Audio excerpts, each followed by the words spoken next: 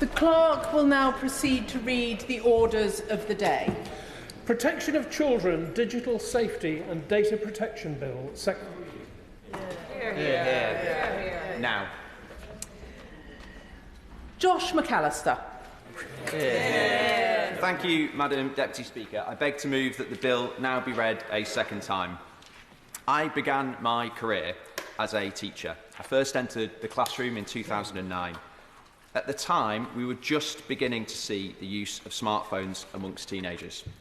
There was the odd phone in the classroom, the odd instance of a child being bullied through their device. Neither I nor any other teacher at the time could have imagined the impact these devices would come to play in childhood. Speaking to children and parents today, it is clear that children's excessive screen time and unhealthy social media use is fueling family disputes, childhood unhappiness, and parental concern the length and breadth of our country. This problem is growing. Voices of concern are getting louder, and I believe it is now time to act. Today, the average 12-year-old spends 21 hours a week on their smartphone. That's the equivalent of 4 full days of school teaching per week. 93% of 12 to 15-year-olds are active social media users. 76% of teenagers spend most of their free time on their screens.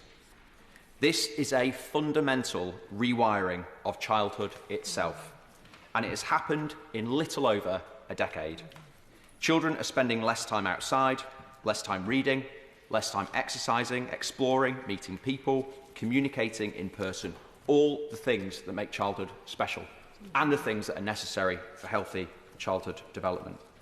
Instead, many of our children now spend their time captured by addictive social media and smartphone use, often sat alone, doom scrolling, being bombarded by unrealistic representations of life, communicating through asynchronous large group chats rather than through looking at facial expressions, eye contact, body language, learning to interact, moving less, smiling less, learning less, growing increasingly anxious and depressed. This rewiring of childhood has only one winner: the balance sheets of social media companies. Their business models, the very essence of their business, is built around monetising attention. As their understanding of our consumer habits and technology improves, the encroachment on childhood is set to get worse and worse. What has been the impact of this transformation on childhood? The use of smartphones and social media has grown in parallel with a sharp increase in depression and anxiety amongst teenagers. The trend has been reflected around the world, and the trend lines everywhere have tightly followed one another. Greater time spent on social media and smartphones has run along in parallel with higher rates of anxiety and depression. What are the credible explanations for this worldwide explosion and phenomenon in adolescent mental health problems, if not social media and smartphone use? I'm sure that nobody here needs me to highlight the crisis faced by child and adolescent mental health services. Our NHS is desperate for any action that might help to address this. The threat posed to our children by excessive screen time is not limited, though, just to their mental health.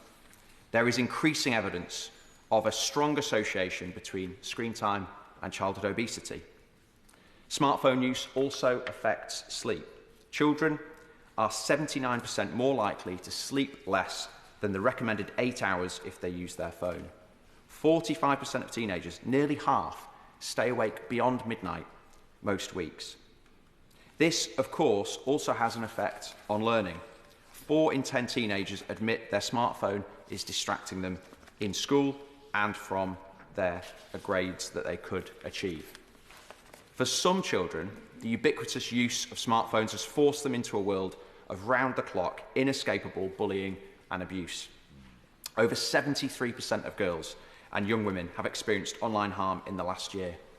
NSPCC has reported an 82% rise in childhood online grooming crimes in the last 5 years, and Ofsted found that 90% of girls and nearly half of all boys have been sent explicit pictures or videos.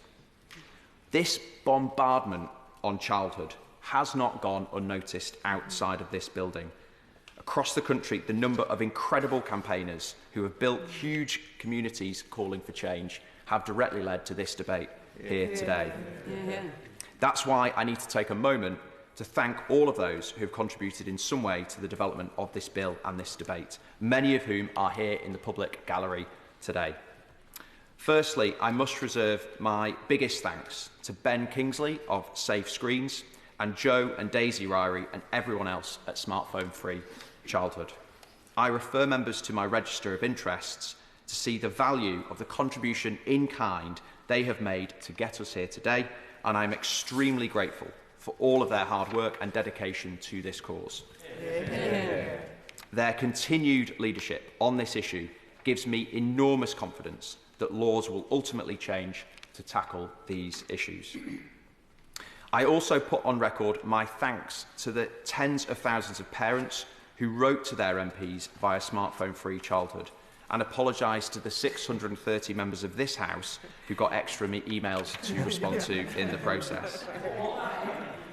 I'll gladly give way. I thank the Honourable Member for giving way. I'd like to associate myself with his warm words for Daisy and Joe, both constituents of mine. Does he also recognise the impact that ambition has had and will continue to have long after this debate? Their dedicated work has helped start real and meaningful conversations about smartphone usage in the schools across the UK. The Honourable Member is absolutely right, and the campaign that they've started will only grow in time. I'll gladly give way to the gentleman. The Honourable Gentleman, and I agree with the comments he's made so far. But the emails I've received from constituents who support his campaign make references to raising the age of internet adulthood from 13 to 16, to help support the ban on phones in school being brought by MP Josh MacAlister.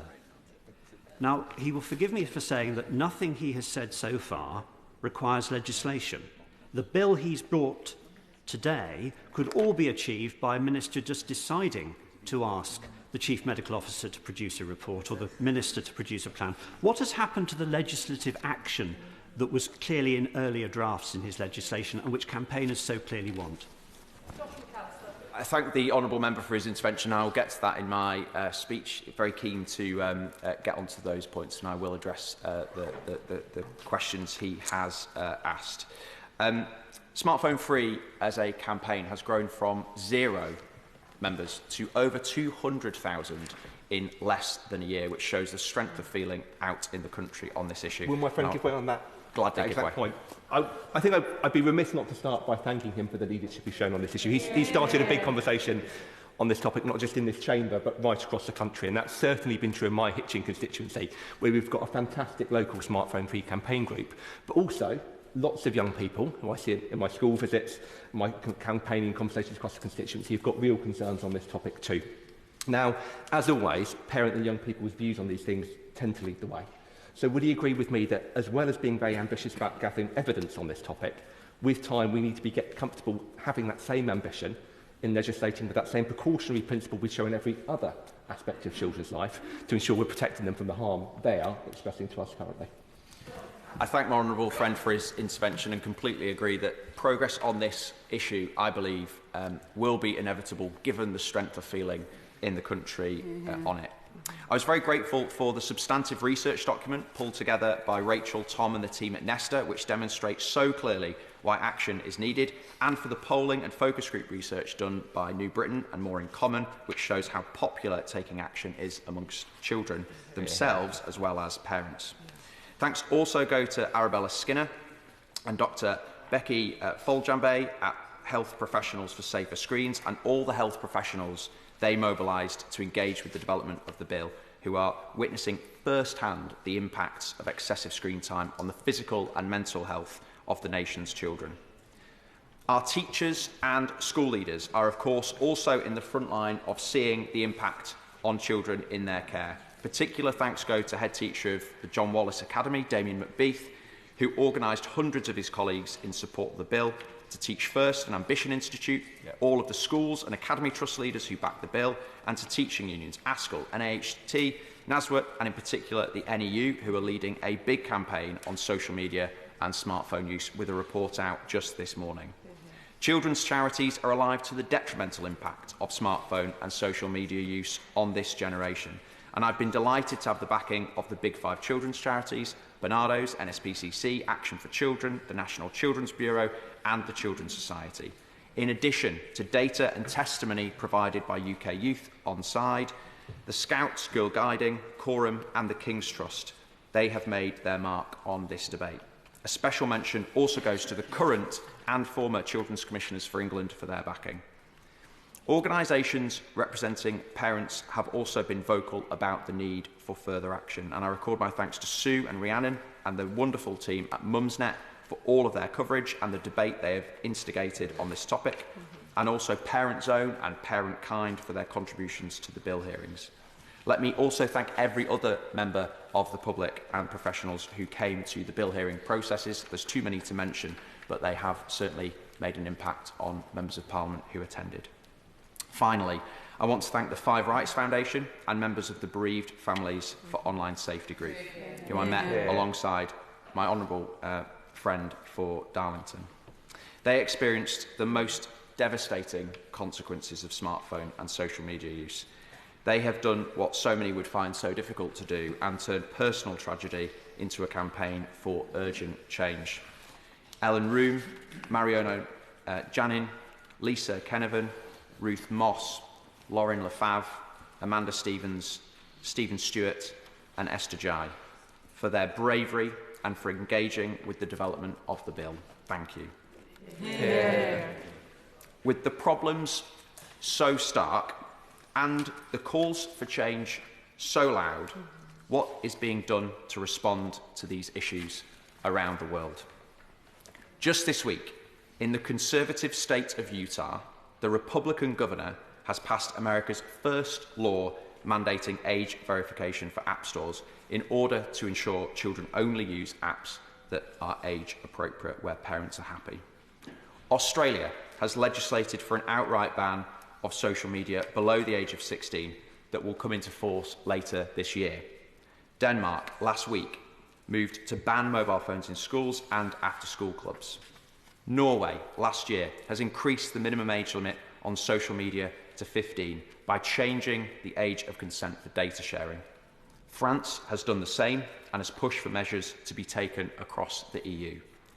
Will it just be British children that are left unprotected against the addictive harms of smartphones and social media? We cannot let this happen, and we must act. It is time we caught up, and that is why I'm so pleased to be debating this issue today, following months of engagement across government and beyond with hundreds of health and education professionals, children's, youth and online safety charities, parents and young people themselves. I introduced this bill because of the stark difference between the conversations taking place out there in the country and the debates we've had in here in the nation's parliament. It is fair to say that the public are well ahead of politicians on this issue, and today marks progress towards Parliament finally catching up with the mood of the nation. This bill has been drafted to secure explicit government backing. It's been written to achieve change rather than just highlight the issue. That is why the bill before us is narrower than where I started when this campaign began 6 months ago. But I'm hopeful that the Minister will confirm in his response that the government will be taking forward measures in this bill. What does the bill do? Most importantly, it commits the government to come back within a year with a decision on whether to raise the digital age of consent from 13 to 16. Under GDPR legislation, the standard age of consent was set at 16. However, countries could choose to vary it as low as 13. That's what the UK chose to do at the time. The appropriateness of that decision must now be assessed, given the ways in which social media companies are now using teenagers' data to keep them hooked to their platforms. I'll gladly give way. Thank you for all the work that the member for Whitehaven and Workington has done on this issue. Can I ask, when that decision was made for the age to be set at 13 rather than 16, what evidence was used? What detailed work was done by decision makers at the time to make sure that it was grounded in evidence and good for children? I thank my honourable friend for an important question and point. 13 is the age most countries have landed on as the result of a protracted negotiation in the US Senate about data and online safety many, many years ago. It was not based on evidence. It was based on a compromise at committee in another country.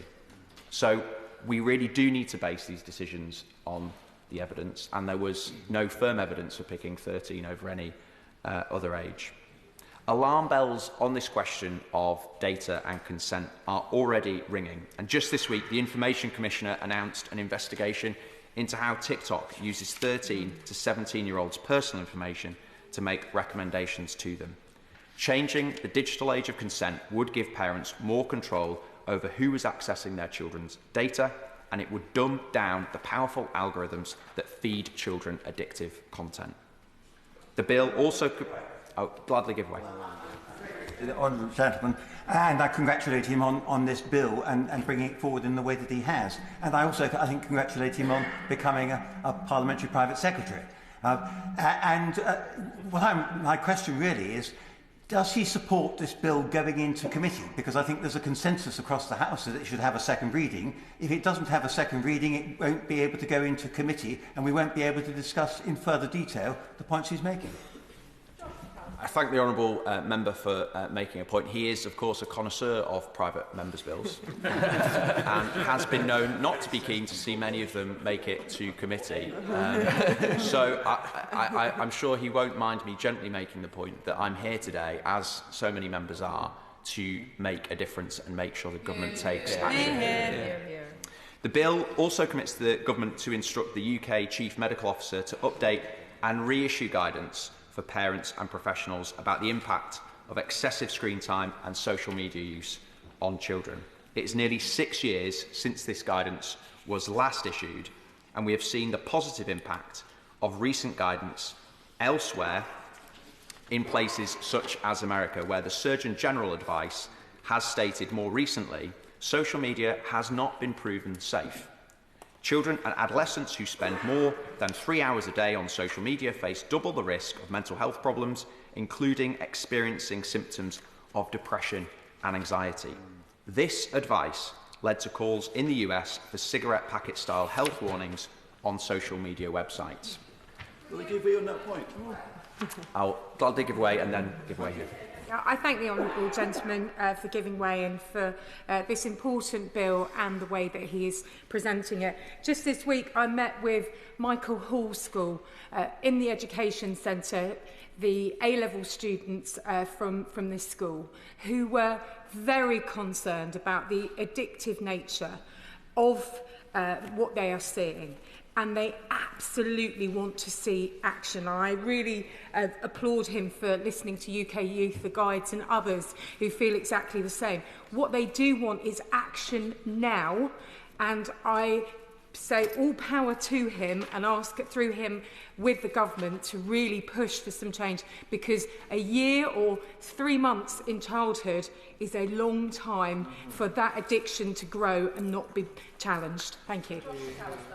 Thank the honourable member for that point, and completely agree that there's an urgency to this issue, and the strength of feeling out in the country, not just amongst parents but children themselves, shows that we should take action. I'll gladly give way. I thank my honourable friend for giving way, and I want to put on record my thanks for the national debate he's stimulated in this area, and I think we should all be grateful to him for that. So I did wonder what advice was available already to parents, particularly in Scotland, from the National Health Service there. The NHS Scotland website, I could find no guidance on screen time. My own health board, NHS Lothian, there's guidance for parents with the very youngest of children I could find. Through in Glasgow, Scotland's second city, I have to stress,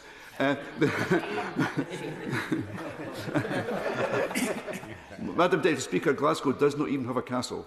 The health board there offers guidance dated from 2016, and I think things have moved on since then, have they not? And surely parents deserve to have the very latest guidance when it comes to considering this matter.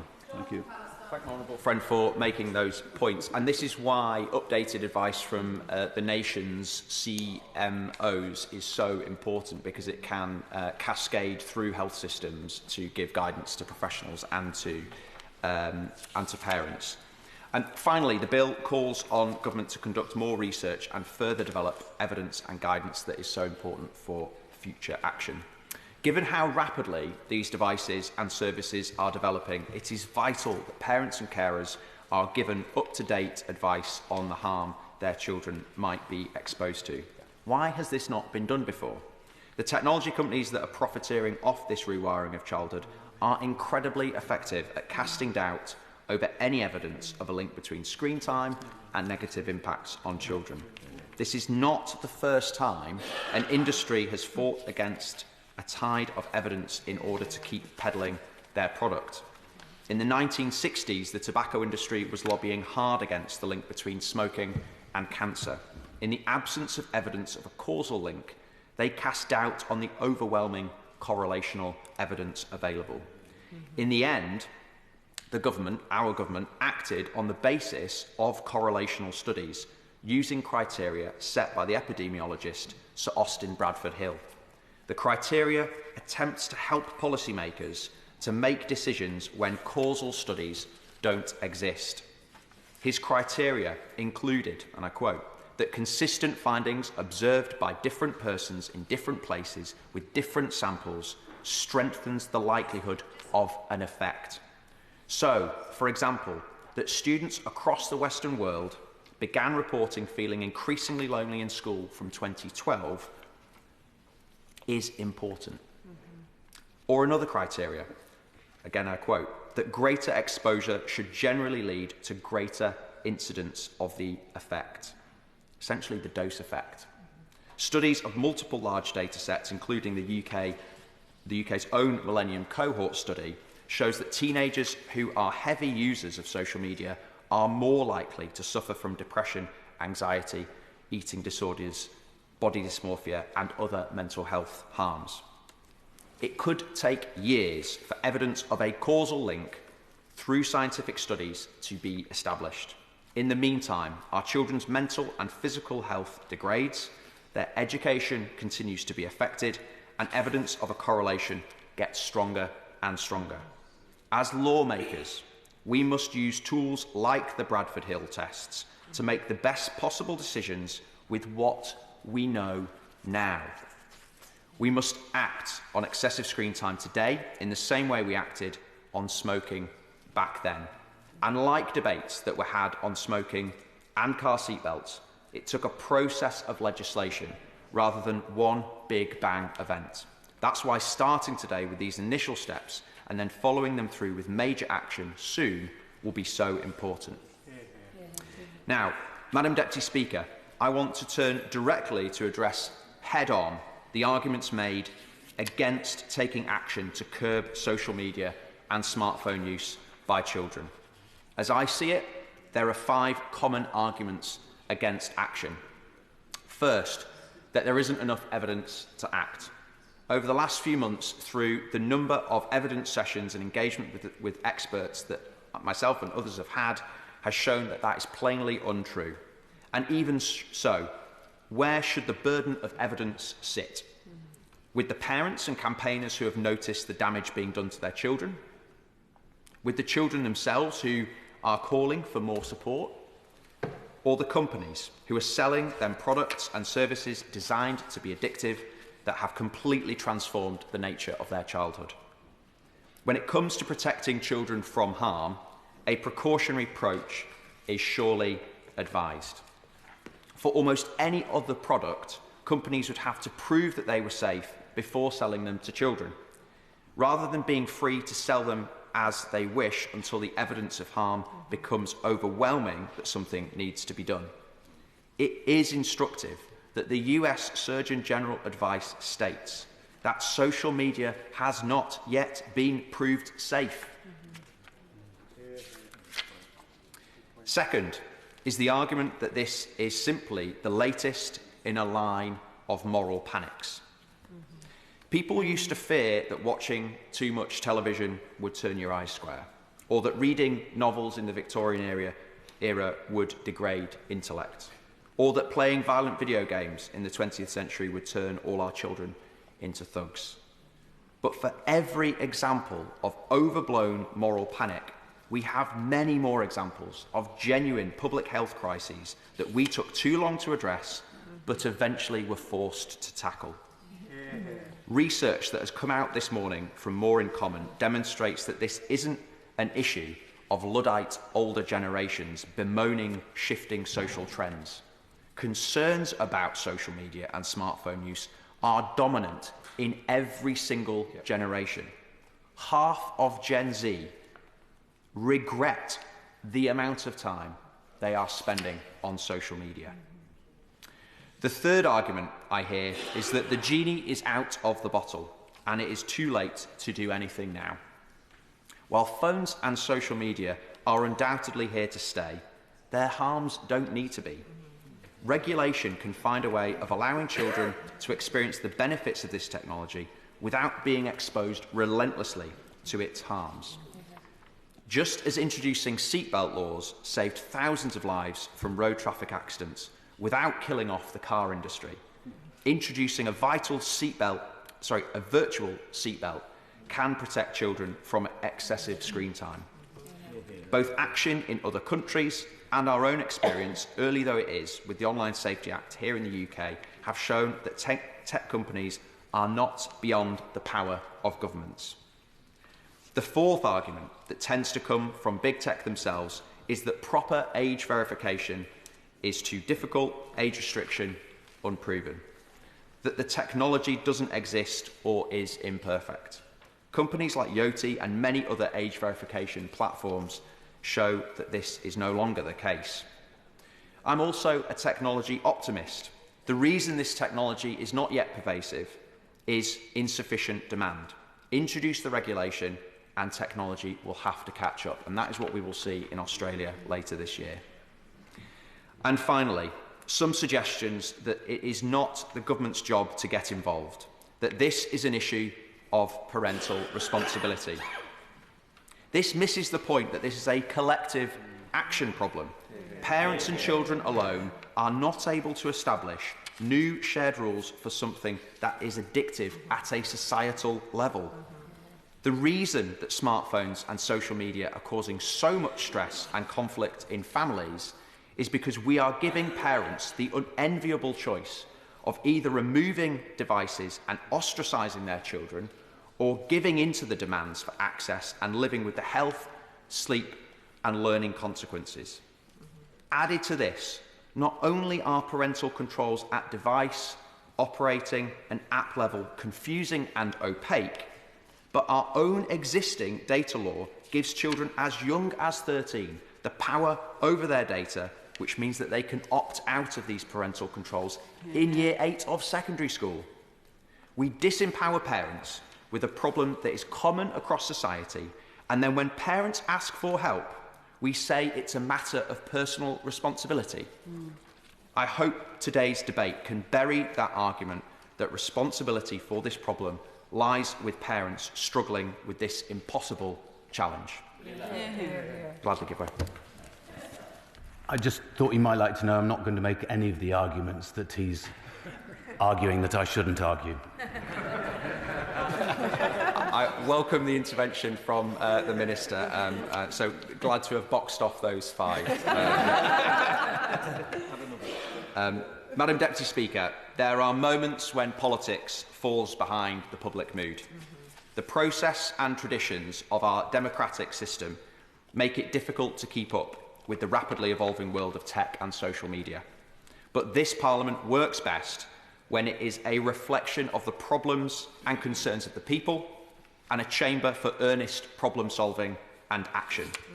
Over the last few months, I've been encouraged by the sheer volume of support for this bill and this debate. That support comes from across the country, across the ages and across the House. My firm belief that unless we as politicians are able to be the disruptors on this issue and solve it, we will be left being disrupted by it. Acting assertively, together and sooner, will bring benefits to our tech industry, to our public services, for the quality of family life in the UK, and most importantly, to the opportunities for our children. It is for these reasons that I commend this bill to the House. The question is that the bill be now read a second time. Kit Malthouse. Madam Deputy Speaker, thank you very much indeed. And the honourable gentleman from the far and beautiful North West has made an extremely strong case for the original bill that he envisaged bringing before this House. And I'm afraid, sadly today, I will be speaking not to celebrate progress, but to lament the gutting of what could have been a landmark bill. This government, sadly like the last, notwithstanding the online safety bill, has dithered, diluted and capitulated. And what remains, I'm afraid, is a hollowed-out gesture and an opportunity missed. As the honourable gentleman has said, the evidence is strong, the damage is profound, and the public support is overwhelming. Documentary after documentary is detailing the significant damage that is being done to our young people on a daily basis. Parent after parent in millions of homes across the land are screaming for help and assistance from the government. As he rightly pointed out, we are allowing smoking for the brain in our youngest of children, with the long-term impact that that will have. But I'm afraid to say that in the face of all that overwhelming evidence and momentum, the honourable gentleman has sadly been done over in bringing forward this bill. Because when you look at what we're presented with, really, as I say, we have nothing more than a gesture. The first point is that the CMO should bring forward guidance. Well, I have to tell the honourable gentleman, I'm sure he knows already, there is plenty of guidance out there already for parents. The NSPCC have online guidance, Internet Matters has online guidance, lots of organisations, including schools themselves, are issuing guidance for parents. In truth, the CMO producing guidance within 12 months will be no more effective than they are. In fact, possibly less. As he pointed out himself, we're dealing with a collective action issue here. You can issue guidance and a small percentage of parents may pick it up and observe it, but if they fall below 20%, then so strong is the peer pressure and so addictive is what we're dealing with that they end up in, as he pointed out himself, screaming matches with their teenage children on a daily basis. By all means. I thank the honourable gentleman for giving way. But surely he is making the argument for there being a single source of advice to parents right across the United Kingdom by explaining that there's so many fragmented sources of information, no doubt contradictory. Surely what this bill will do will put forward an authoritative guidance set to parents that they can share with their children. So that will be any more authoritative than the NSPCC or Internet Matters.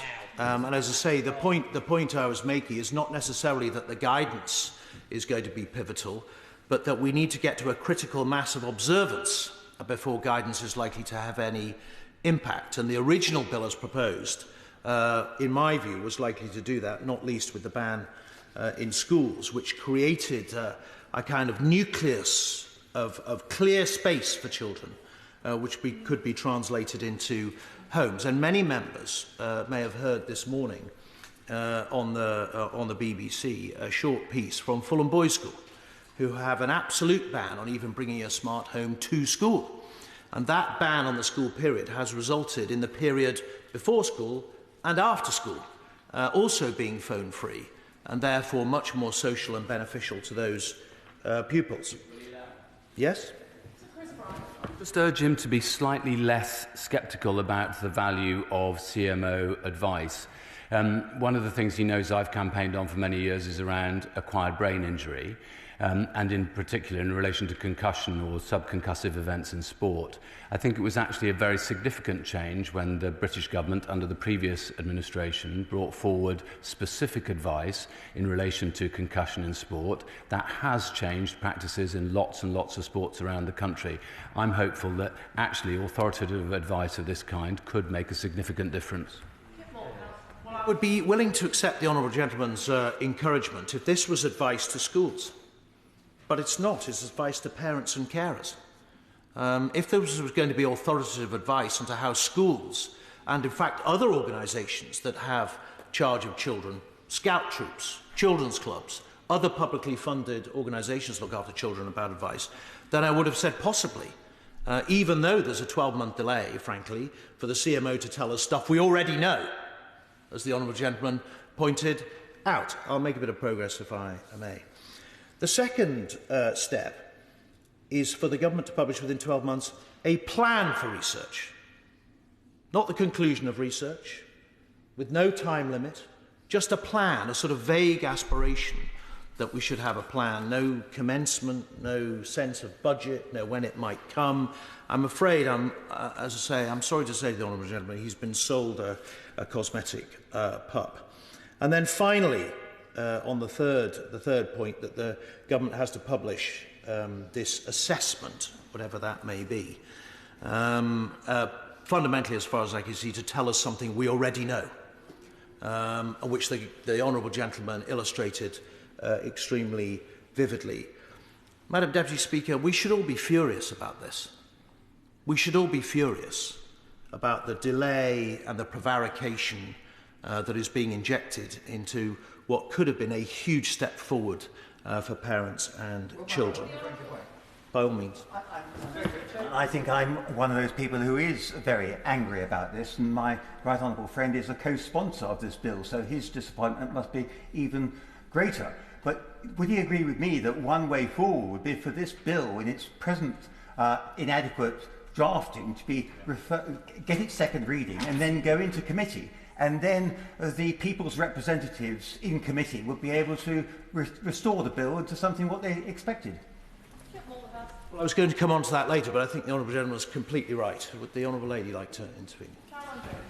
The honourable gentleman for giving way, and I support very much what he's saying about the need for urgent action. So I would just like to ask the honourable gentleman what conversations were had before July the 4th last year about tightening up legislation around smartphones, because this problem didn't start on the day of the general election, and your government had the honourable man.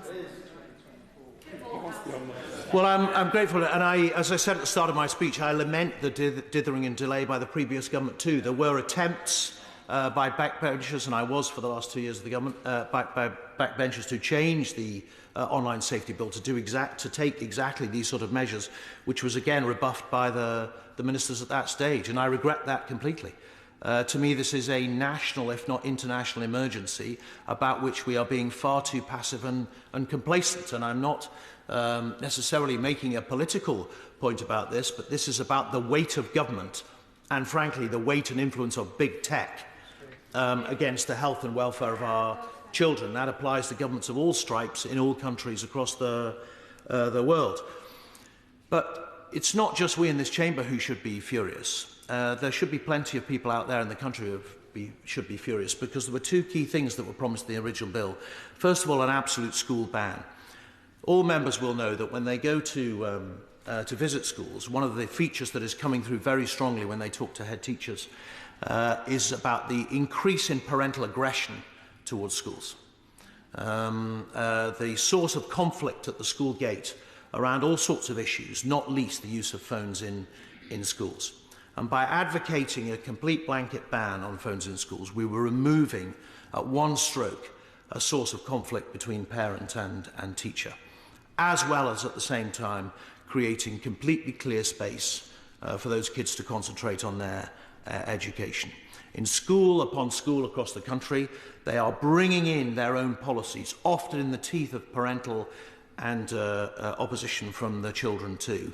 And their life is made immeasurably more difficult by not having an absolute ban.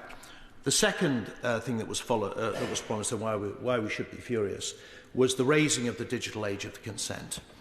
By not doing so, by not including this in the bill, we are consenting to those tech companies, as they have admitted in meetings in the run-up to this bill, in using children's data to addict them to their services. We know this happens. We see it happening. Anybody who has a teenage child that tries desperately to move them off from cradling this precious phone at the dinner table, even watching TV at the same time, they can't get away from their phone, would realise the addictive nature. And the fact that neither of these two steps is now in the bill, I'm afraid, is deeply, deeply lamentable. It feels to me as if the government has capitulated to big tech. I had a look online to see, and I'm not casting aspersions, but it'd be helpful if the Minister could tell us in his remarks what meetings he had with big tech companies in the run-up to this bill, and whether he's consulted or spoken to them. Well, that's useful to know. He's indicating zero. Well, I cannot then understand why the government has pressured the new member for Workington to produce what is frankly a cosmetic pup, betraying our children and capitulating to big tech. I'm afraid this bill is a shell of what it could have been, and as a result is yet another missed opportunity to improve the lives of our young people. Thank you, Madam Deputy Speaker. I would like to start by paying tribute to my honourable friend, the member for Whitehaven and Workington, on introducing this bill and on all of the work that he has done to advance the debate on the need for action to halt the harms caused by mobile phones and screen time to our children and young people. Less than a year ago, in the last Parliament, the Education Select Committee published a report on the impacts of screen time on education and well-being. Based on a careful examination of the evidence, the committee concluded that the harms of screen time and social media use significantly outweigh the benefits for younger children, whereas limited use of screens and genuinely educational uses of digital technology can have some benefits for older children. It is worth restating the evidence that the committee looked at. We have seen a 52% increase in children's screen time between 2020 and 2022, continuing to rise since that time. 25% of children and young people use their phones in a way that is consistent with behavioural addiction. This is a staggering statistic, Madam Deputy Speaker. 1 in 5 children aged between 3 and 4 years has their own mobile phone. 1 in 4 children have their own phone by the age of 8, and almost all 12-year-olds have their own mobile phone. This is a very rapid change in behaviour, which has happened without any corresponding policy or regulatory framework. There is substantial evidence of the negative effects of this rapid increase in the use of smartphones by children. Research by the Children's Commissioner found that 79% of children had encountered violent pornography online by the age of 18. Girls and young women are particularly affected by pressure to conform with unrealistic body images they see in social media. And it isn't only girls and young women. Eating disorders and body dysmorphia are also rising rapidly in boys and young men. 81% of girls aged 7 to 21 have experienced some form of threatening or upsetting behaviour online. Mobile phone use is fueling a rapid increase in sexual crimes committed against children online, up 400% since 2013. 1 in 5 children aged 10 to 15 experienced at least one type of bullying behaviour online, and 3/4 of them said that this has happened either at school or during school time. There are impacts on learning at home and in the classroom too. It can take up to 20 minutes for pupils to refocus on what they were learning after engaging in non-academic activity on their phone. Children have worse working memory, worse processing speeds, attention levels, language skills and executive function. The sheer amount of time spent looking at screens is also contributing to our children becoming more sedentary and less active. As with all harms affecting children, it is children with the greatest vulnerability who suffer the most. Children in care, care leavers, young carers, children living in poverty and children with additional needs are the most susceptible to online harms. Vulnerable children are also at risk of criminal exploitation when using their screens. Social media and online gaming have been described by those leading the work to tackle County Lines exploitation as the foundation of County Lines recruitment.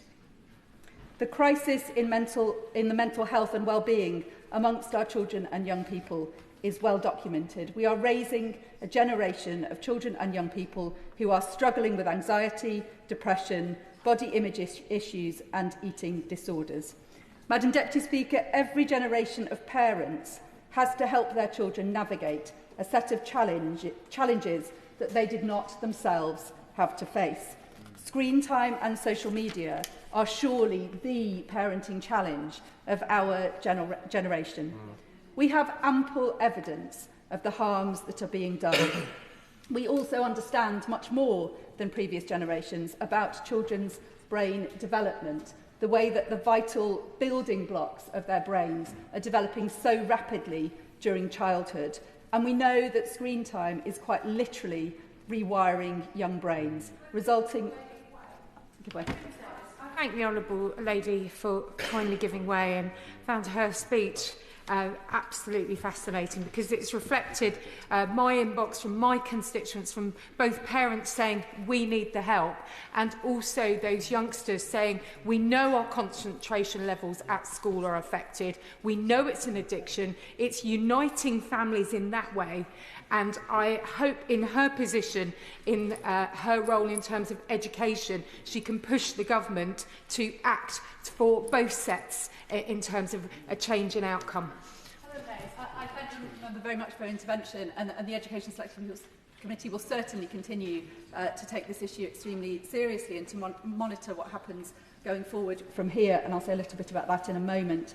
We know that screen time is quite literally rewiring young brains, resulting in lower cognitive abilities, affecting language acquisition, critical thinking, social skills and attention span. Madam Deputy Speaker, when the government has evidence of harm, it has a duty to act.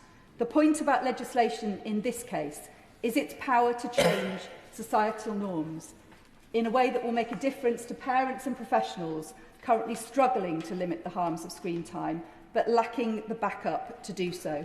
There are many comparable examples, with smoking and seatbelts being the most obvious, where the evidence of harm became clear, but the debate raged for many years with counter-arguments against legislation. And if I can figure out where my notes have gone, and I'll happily give way.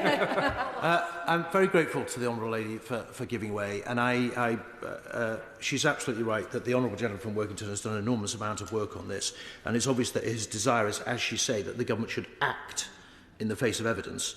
Does she think that this bill, as negotiated with the government, constitutes acting? Honourable Member very much for his intervention, for helping me out at a difficult moment while I wrestle my papers. And if he'll bear with me now that I've found the correct place in my speech, I'll tell him what I believe should happen next. The debate on both smoking and seatbelts raged for years, with much controversy at the time, some demanding higher and higher levels of proof, some arguing that this could just be dealt with through guidance, through individuals choosing to change their behaviour. I'll have to give way. Does the Honourable Lady not, though, recognise that unlike the case, particularly with the indoor smoking ban, this is very much not a one-off event in terms of regulation of mobile technology and social media? When the bill that was to go on to become the Online Safety Act was published, it genuinely was world-leading in many respects. But as the Honourable Gentleman has said, many countries have now introduced other measures that do go further than this. Isn't the point that we should be taking action now and then continuing to develop it going forward, rather than just introducing a series of reviews? Thank the honourable member for his intervention. If you just bear with me for a moment, I'll get to some of the points that I believe he was wishing to emphasise there. In the end, in both of those cases of seatbelts and smoking, legislation had the effect of changing behaviour, changing societal norms, and in both cases, decades on from legislation being introduced, it is hard to imagine that the regulation was ever controversial. Madam Deputy Speaker, the Select Committee recommended last year action across government departments to protect children from addiction, online harms and the mental health impacts of excessive use of smartphones. It supported a ban on mobile phones in schools and recommended a formal monitoring mechanism for a ban introduced through guidance, leading potentially to a ban in legislation. It recommended guidance for parents who it found are lacking in confidence to know exactly how to tackle this issue affecting their children and young people. And it recommended that the guidance should include, particularly for parents of babies and very young children, an emphasis on the importance of face-to-face interactions with their children and guidance on the impact of parental use of screens while caring for very young children, which is also an aspect that I think we perhaps don't debate enough in this place.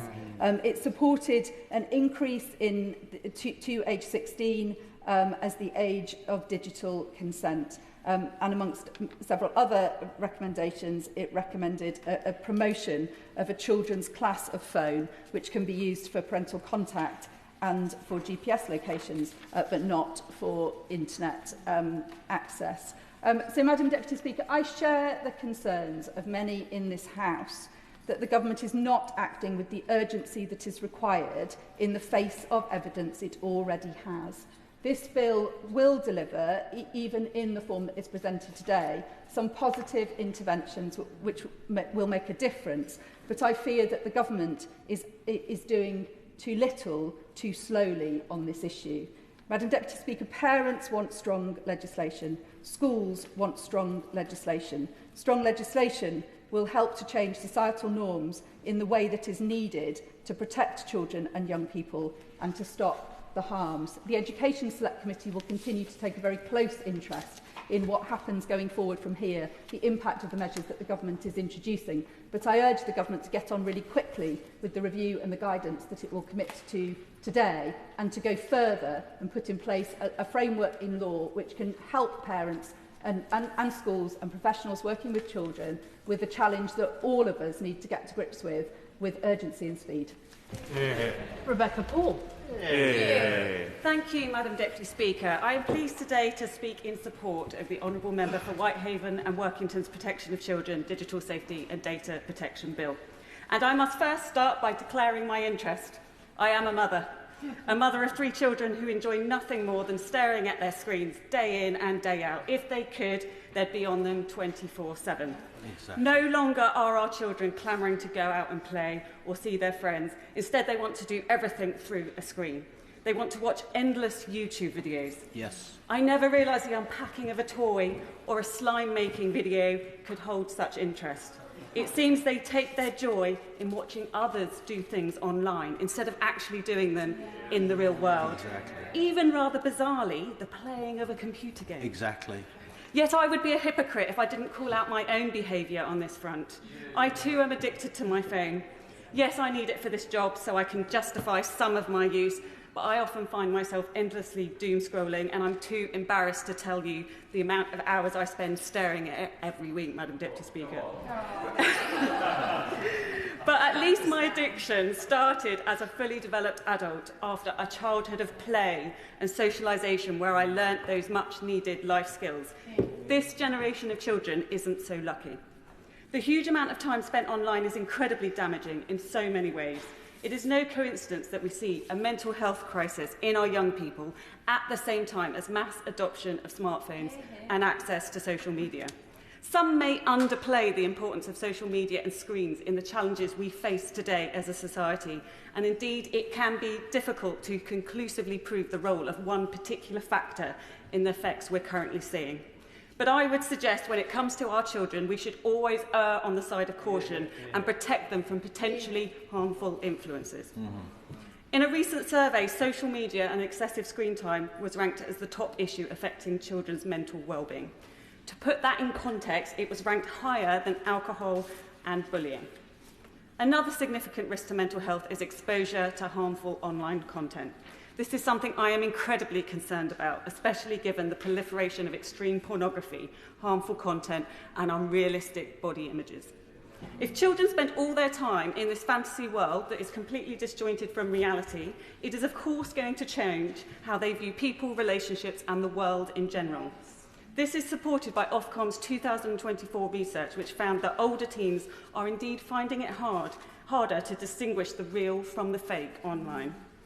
And the more mundane things in life that don't trigger a dopamine hit seem an even less appealing way to spend time to a child jacked up on likes and shares. Their attention spans getting shorter with an ever-increasing need for higher levels of stimulation. Is it no wonder that our children seem less interested in reading a book or baking a cake nowadays? The evidence from health professionals for safer screens shows that children who routinely spend extended periods on their smartphones have poor eyesight, inhibited speech and language development, interrupted sleep and rising rates of anxiety. We are allowing our children to become addicts. And social media is designed with exactly that in mind, Madam Deputy Speaker.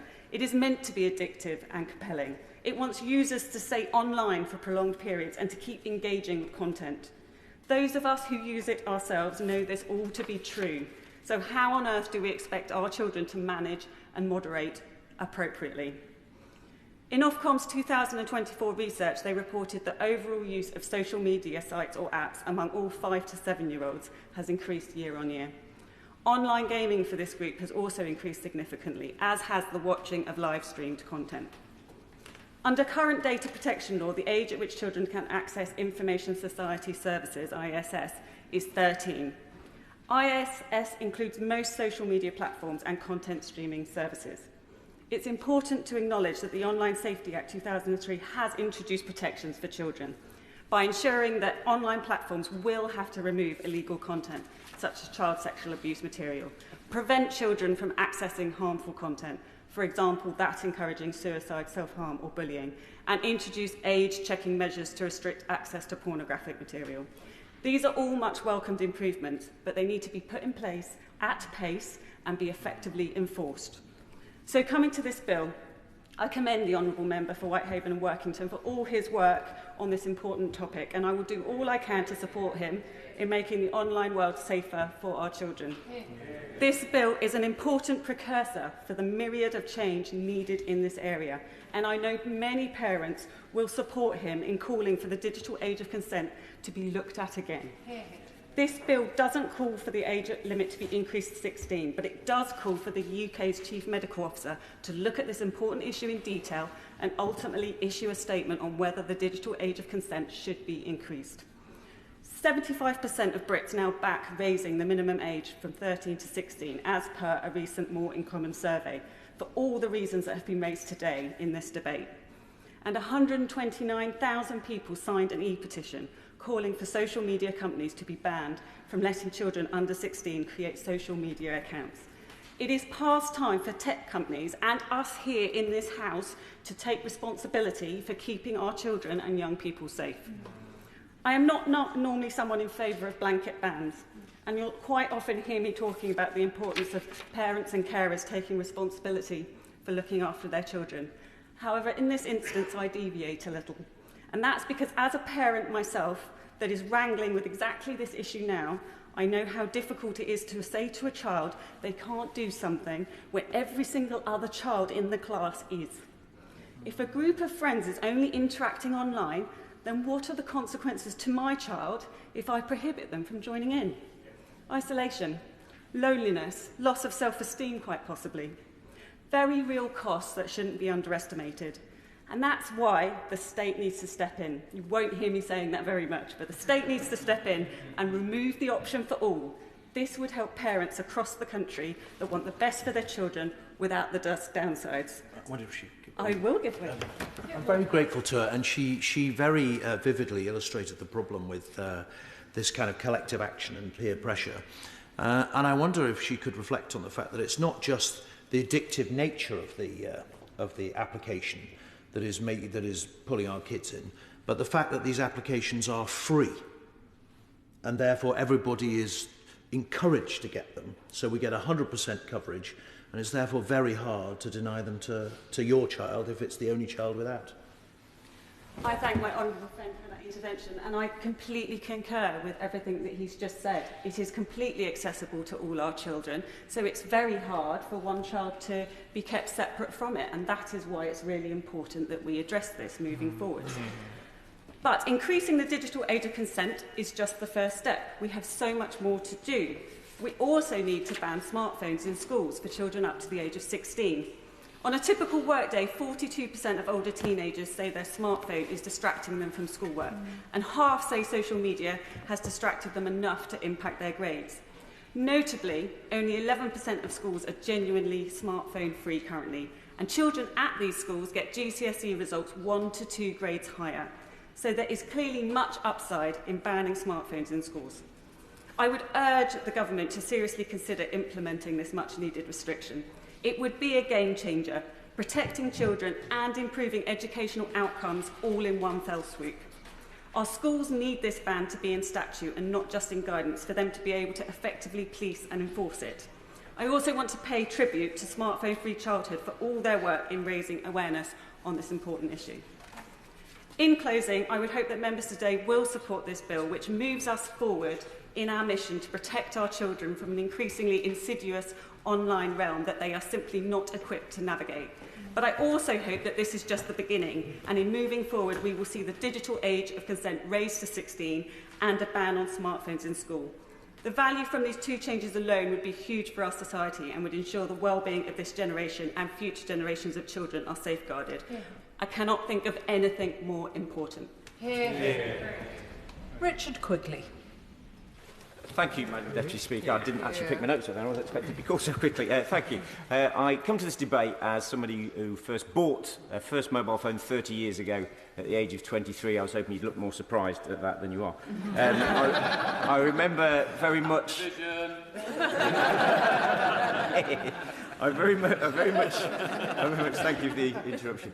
I very much remember the joy of phoning the landline of my housemates from bed and asking them to bring me a cup of tea, and the excitement of sending and receiving my first text message, and the infantile joy of playing Snake whilst waiting for a train. But no one would have predicted where we would be by this point, and I thank my honourable friend for introducing this bill, which is an essential step forward for online safety. It demonstrates not his genuine commitment to addressing this critical issue, but also raises awareness both in this place and across the country of the pressing need for a legally recognised age of internet adulthood to correspond to the very adult content available online. For too long, tech bosses have moved forward unchecked, while our children bear the consequences of algorithms that, at best, are designed to create a generation of screen addicts and, at worst, expose young people to harmful and disturbing content. 15 years ago, many tech leaders claimed that the rising mental health crisis amongst children and young people was unrelated to screen use. However, emerging data now refutes this, with a study from King's College London revealing that nearly 25%, or 1 in 4 that still use old money, of children and young people engage with their smartphones in a manner consistent with behavioural addiction. Indeed, we are not dealing with the same passive tech bosses who were satisfied in just promoting this addictive quality to sell them to children. As even in the past year, the digital landscape has shifted so much that some tech bosses are actively refusing to remove content from their platforms, such as violent material and eating disorder content, under the guise that doing so would infringe on these individuals' free speech. As we all know, there is a considerable disparity between the two, which is why I strongly support raising the age of digital adulthood. This issue is particularly urgent in my constituency of the Isle of Wight West, where young people face some of the highest rates of under-18 mental health and self-harm related hospital admissions in the South East and amongst the highest in the country. However, accessing the necessary report is made even more difficult by Ireland's isolation. The high cost and limited availability of ferry travel, you were waiting for that, I know, creates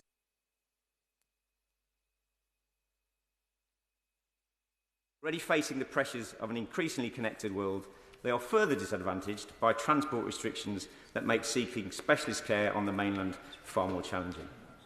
Tech companies have proved time and time again that they see kids as nothing more than pound signs. The more time they can keep children glued to their screens, the more money these platforms make.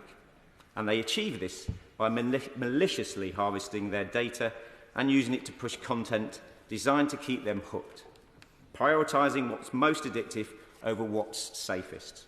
By prohibiting tech companies from collecting data from under-16s, this bill would aim at the heart of the exploitative algorithms designed to keep young users online for longer. It ensures that children are no longer targeted with addictive content designed to prioritise profit over their well-being, and I support this bill. Caroline Voaden. Thank you, Madam Deputy Speaker.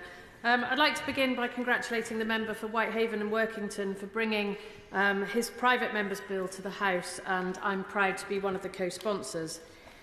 It has clearly been a complicated journey to get to this point, and the bill may not resemble quite what he originally had in mind, but the sheer fact of bringing this bill forward has lit up a national conversation about the impact on our children of smartphone use and social media.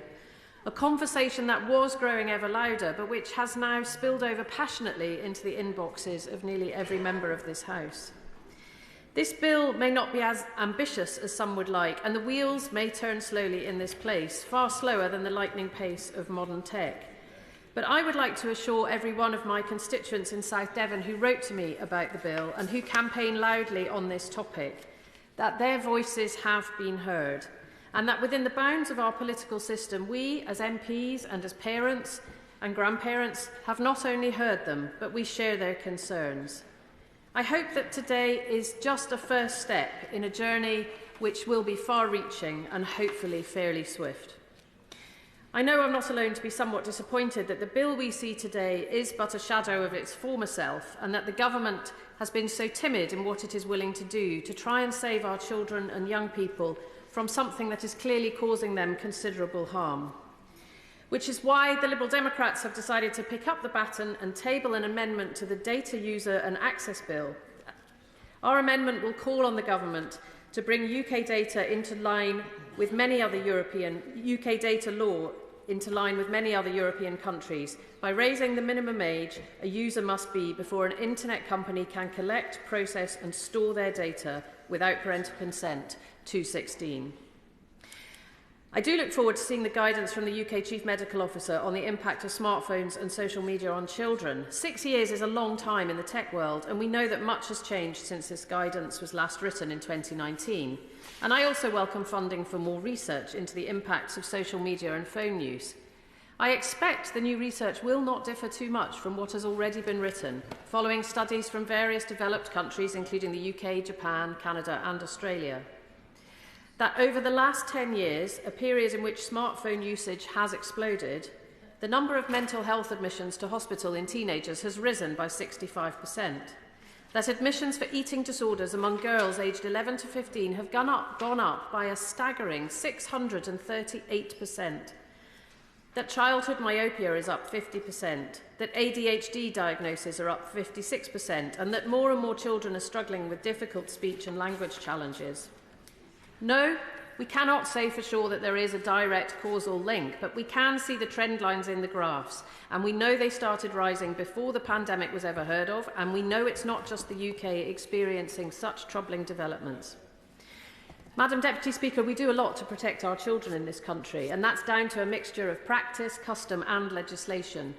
We generally don't let our children smoke or drink. We certainly don't let them drive cars. We put babies in ever more sophisticated car seats, and we know that it's not a good idea to put fizzy drinks in babies' bottles. And yet, a recent Ofcom report said that 100% of 17-year-olds have a mobile phone, 28% of 5 to 7-year-olds have one, and most worryingly still, 17% of 3 to 4-year-olds have one. Yet medical professionals from all disciplines tell us of the harm children are experiencing from long hours glued to a screen. As a proud co-sponsor of this bill, I too have heard from health professionals who've given evidence to us on mental health, obesity, eyesight and more. And we also heard heart-rending stories from parents whose children had been subject to the most horrific online abuse, and from some who have unbearably lost their precious children as a result of harms in the digital world. While their stories were extreme and deeply troubling, somehow, incredibly, it didn't even seem that shocking that the online world had wrought such devastating harm into real lives. Because what is happening online is clearly impacting the everyday lives of children and teenagers, and we, as responsible adults and legislators, have a duty to try and mitigate these harms. I'm thinking now particularly of the horrible, dangerous misogyny of the likes of Andrew Tate, which is being lapped up by boys who are under his influence, boys who then spread his misogynistic hate speech. I'm thinking of the violent pornography which is being accessed and viewed by children as young as 9 or 10. Pornography that isn't just naked pictures like you'd find in an old-fashioned top-shelf magazine, I'm told, but violent porn. Not old enough, thank you. But violent porn that celebrates assault and rape. We know that this is leading to an increase in harmful practices such as strangulation, that it warps the way young people view sexual relationships, and that it is directly impacting on the health and well-being, particularly of young women across the country. Yesterday, this chamber heard some brilliant and impassioned speeches from many honourable women members, timed to coincide with International Women's Day tomorrow. And on a day that celebrates women, we think about girls too. And I don't want our girls to think that they have to share nude photos to be liked, or to worry themselves sick about the shape of their body to the point that they stop eating. We've heard about the rise in children who have speech and language challenges. It's known that sticking a baby in front of an iPad will not help it learn to communicate. Babies need interaction with human faces and voices to learn. And we've heard about how children's eyesight is worsening because they spend so many hours looking at a closely held screen. And we all know about the incessant rise in poor mental health, anxiety and depression among teenagers. Parents across my constituency of South Devon are desperate to protect their children, but overwhelmed by the digital world and the power it has over young people. They want us to support them with legislation so that they can push back against the might of the tech giants. And we must not let the tech giants lobby us in the way the tobacco companies did so successfully for decades.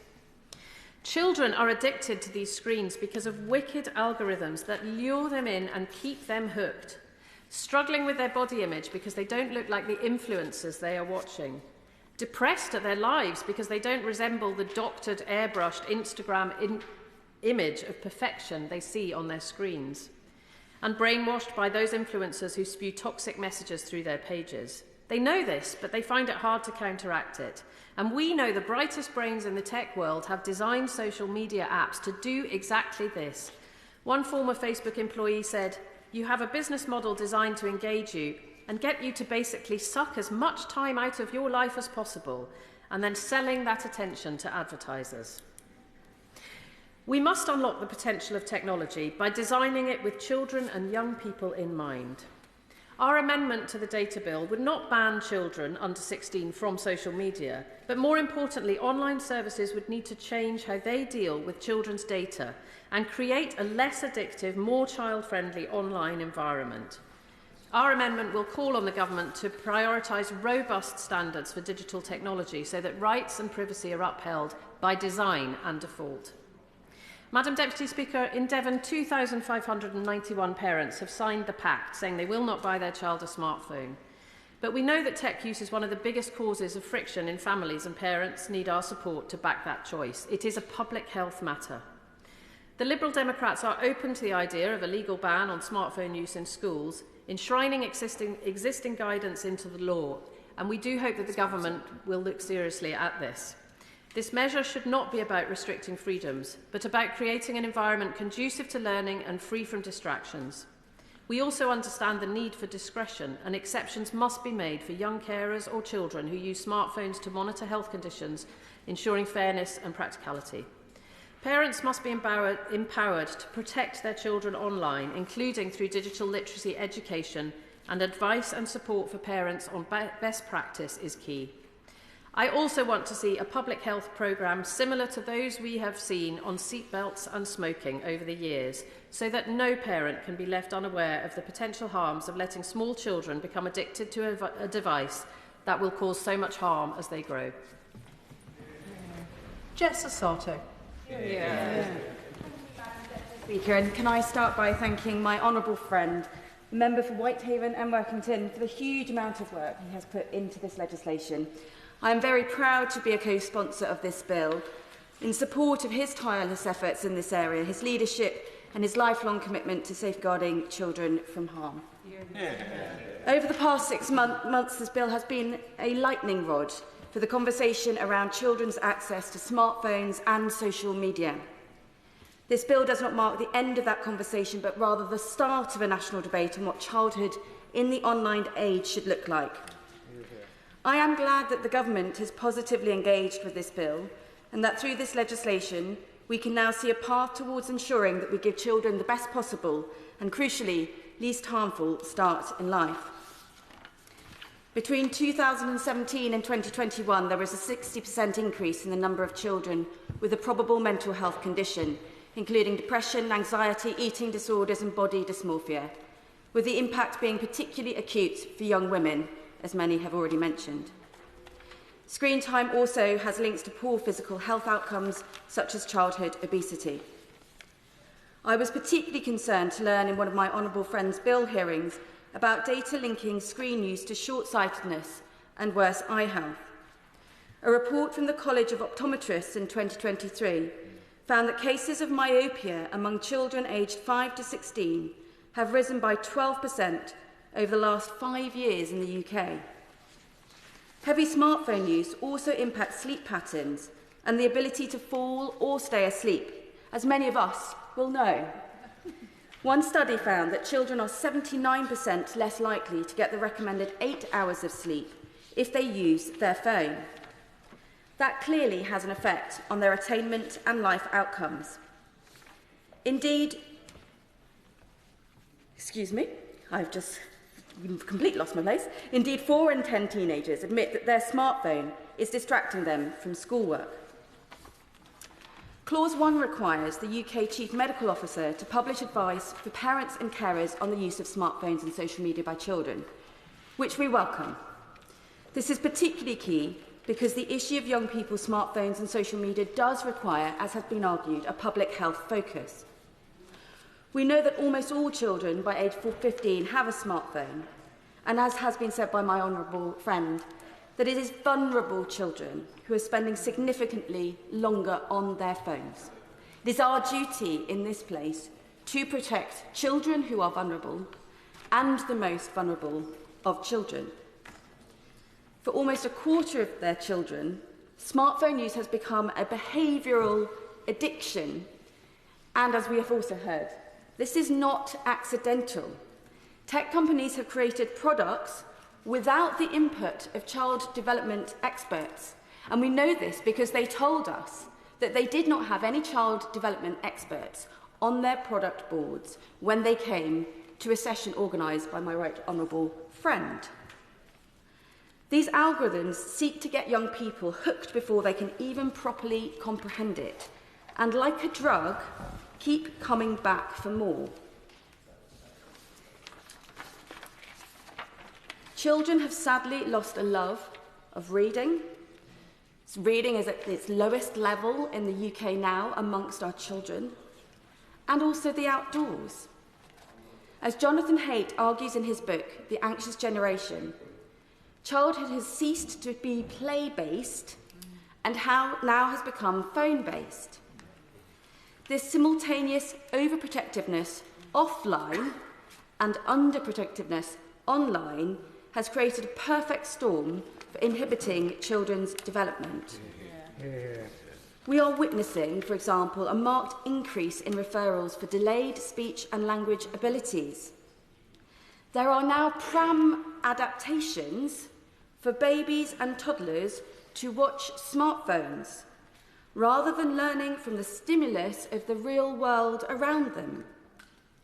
So I hope that the Chief Medical Officer's remit extends to working with early childhood and speech and language organisations to issue guidance for parents in the very early years.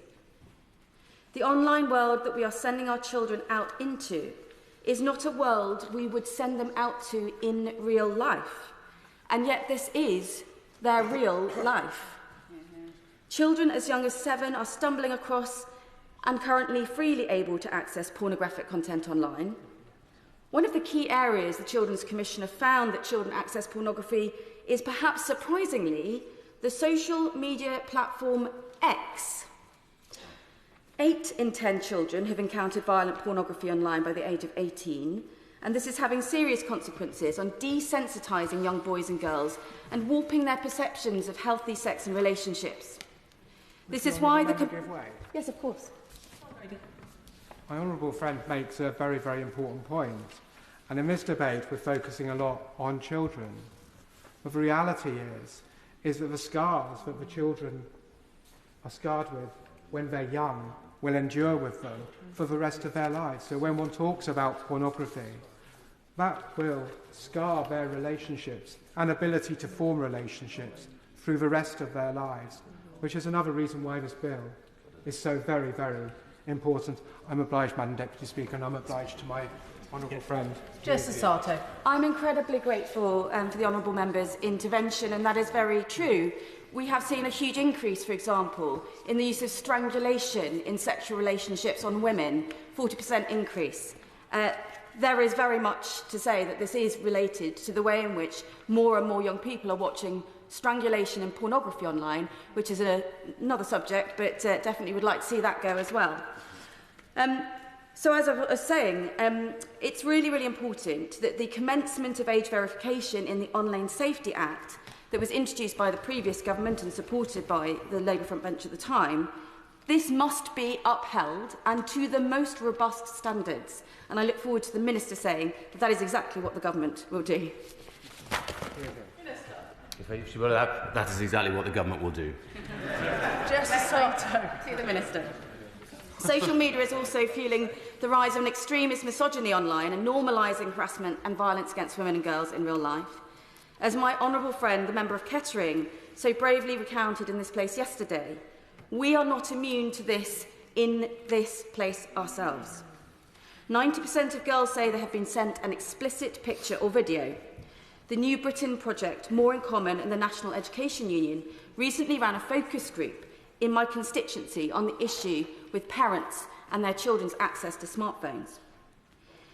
In it, a mother spoke of how her daughter was so regularly being sent dick pics that by the age of 15, the girl was used to drawing a little sombrero on the picture, sending it back and blocking the sender.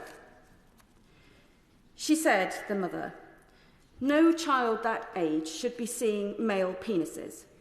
It's quite traumatic, isn't it, for a kid to be witnessing that kind of thing? But it is everywhere.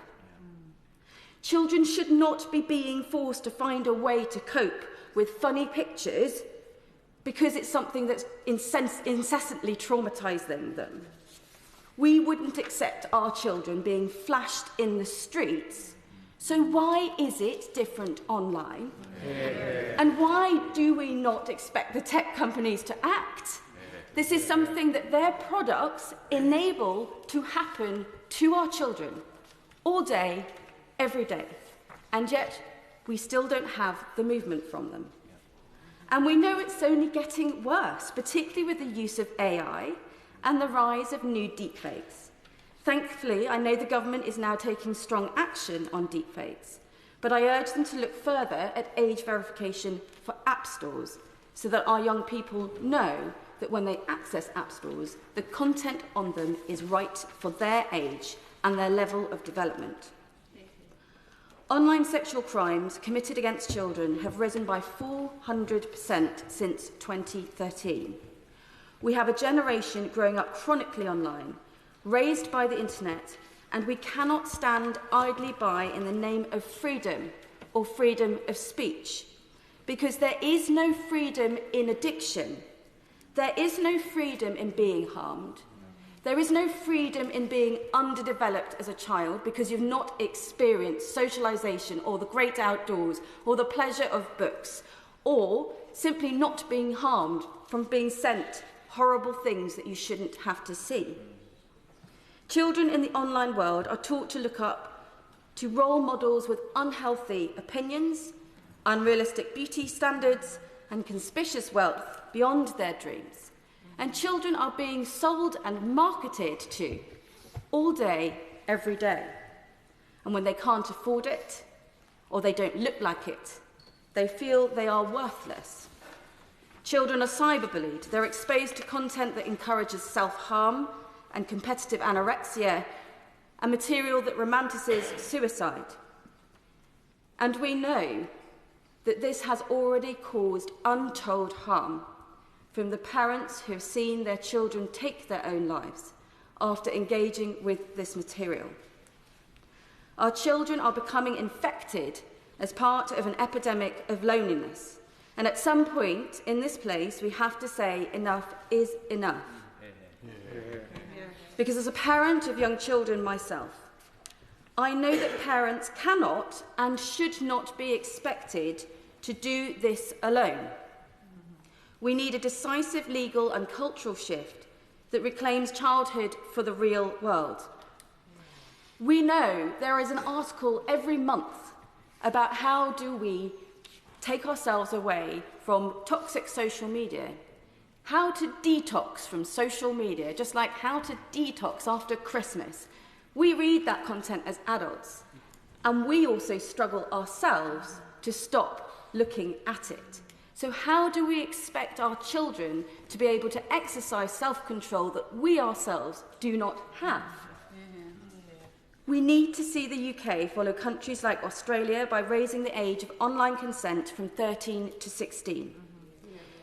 55% of Gen Z and 86% of parents support this idea in the UK. 130,000 people recently signed a petition on the UK Parliament website to that effect. And I also believe we need to create a new watershed of social norms by banning smartphones at school. Too many head teachers that I speak to tell me that they're doing the right thing by banning smartphones in their school. But they get the complaints from their students and parents when they see children at other schools doing something differently. And it makes it harder for parents to enforce rules and norms in their own home when they can't point to principles that the whole of our country adheres to. Would the lady give way? Yes, of course. I wonder if my honourable friend would like to join me in congratulating Anna Sarwar, the leader of the Scottish Labour Party, who just 2 weeks ago announced that he will be banning mobile phones in schools across Scotland. Asato. I thank my honourable friend for her intervention and, of course, Sharon, her remarks. Parents and future generations will not forgive us if we don't act swiftly. I am hopeful that in the Government's assessment as part of Clause 3, we will finally see a recognition that the status quo is not working for children or parents and that radical action is needed. Only then can we work to ensure that children are able to grow up and develop without trauma, without harm, and without being addicted to being harmed and traumatised. This bill gets us closer to that, and I am happy to support it. Damian Hinds. Thank you, Madam Deputy Speaker. I suggest there are many things we worry about with our children's use of phones and social media, but broadly speaking, grouped into three categories. The first is about content, from pornography and violence to the insidious effects of curated lives and influencers and celebs on our children, on their sense of self-worth, on their body image and so on, through to dodgy news and views propagated across the internet, not by worth, let alone veracity, but by engagement and likes. And all of these things with vortexes that children can get sucked deeper and deeper into. The second is about contact. Contact in the worst cases for child abuse and the generation of child sexual abuse material, through to at a lower level, contact that can be from other children, and what we call in this house cyberbullying. No child ever uses that phrase. They just talk about people being very mean to each other online.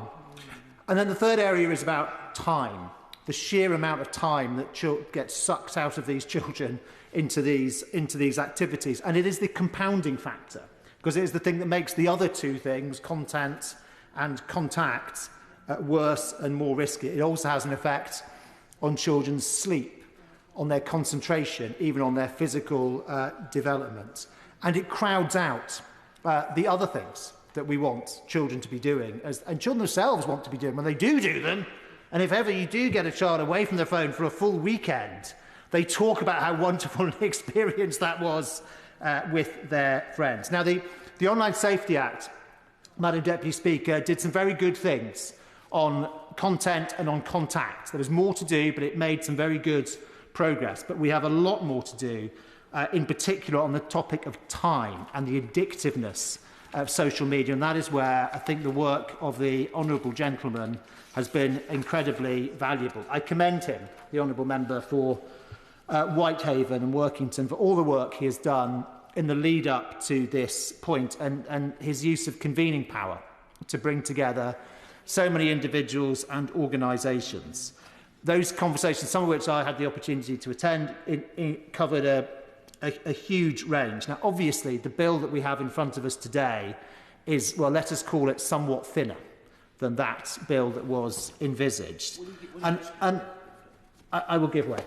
I'm grateful to him. I also attended events that the honourable gentleman pulled together, and the strong characteristic, would he agree with me, the strong characteristic that came out of all of them was deep and profound anger amongst parents about what has been allowed to develop. No, I think that is right. I mean, the other thing I was very struck by in some of the sessions that I heard was the sort of great unity, actually, of view. So whether you were talking to trade unions or charities, parent groups, doctors, as well as parents, a great commonality of view about what needed to be done. Look, I understand what happens sometimes with private members' bills and the need, to make progress, the need for government support. So I say to the government, to the front bench, this is a huge missed opportunity. Look behind him. Look behind him. Look at all his colleagues who have rearranged their Fridays, rearranged their surgeries and all their appointments because they believe in this subject. Listen to the list that his honourable friend read out of all those organisations that came together in support of action in this area. It is so worth doing. And we have made good progress with the Online Safety Act, but there is further to go. And there are things you can do with a private member's bill, which it is harder sometimes to do with government legislation because of the party political controversies that come in.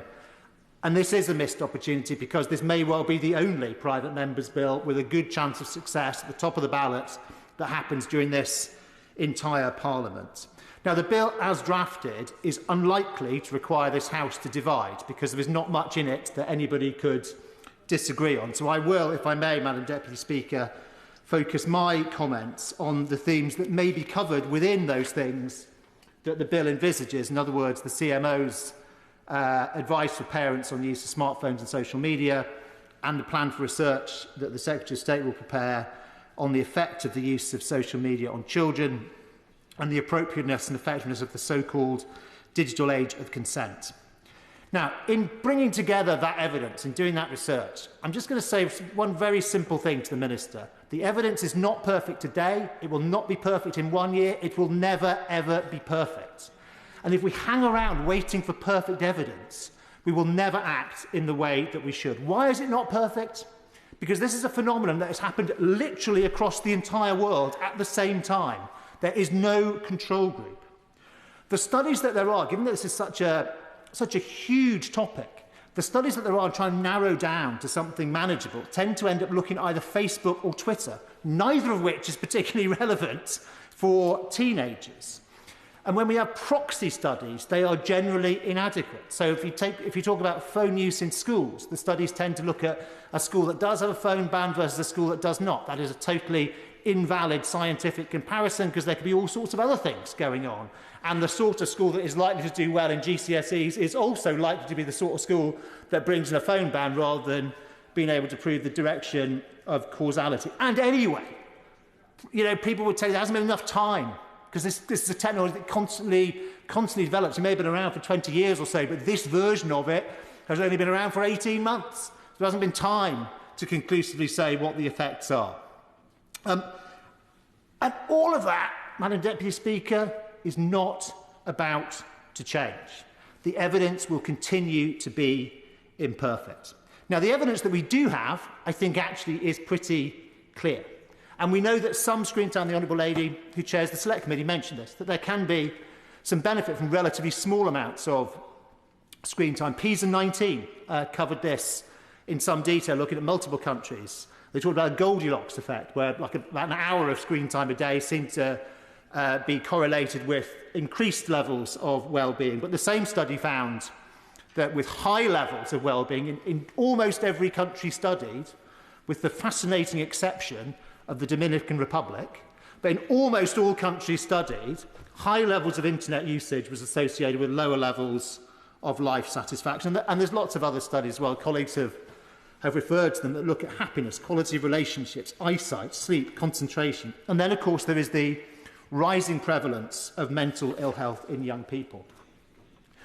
And quite often, when people look at the numbers on mental ill health, particularly in teenagers, people will reach immediately for their preferred topic, their preferred explanation for why teenagers are having these difficulties. And sometimes it gets quite political. An important point to note that this rise in teenage mental ill health is not uniquely a British phenomenon.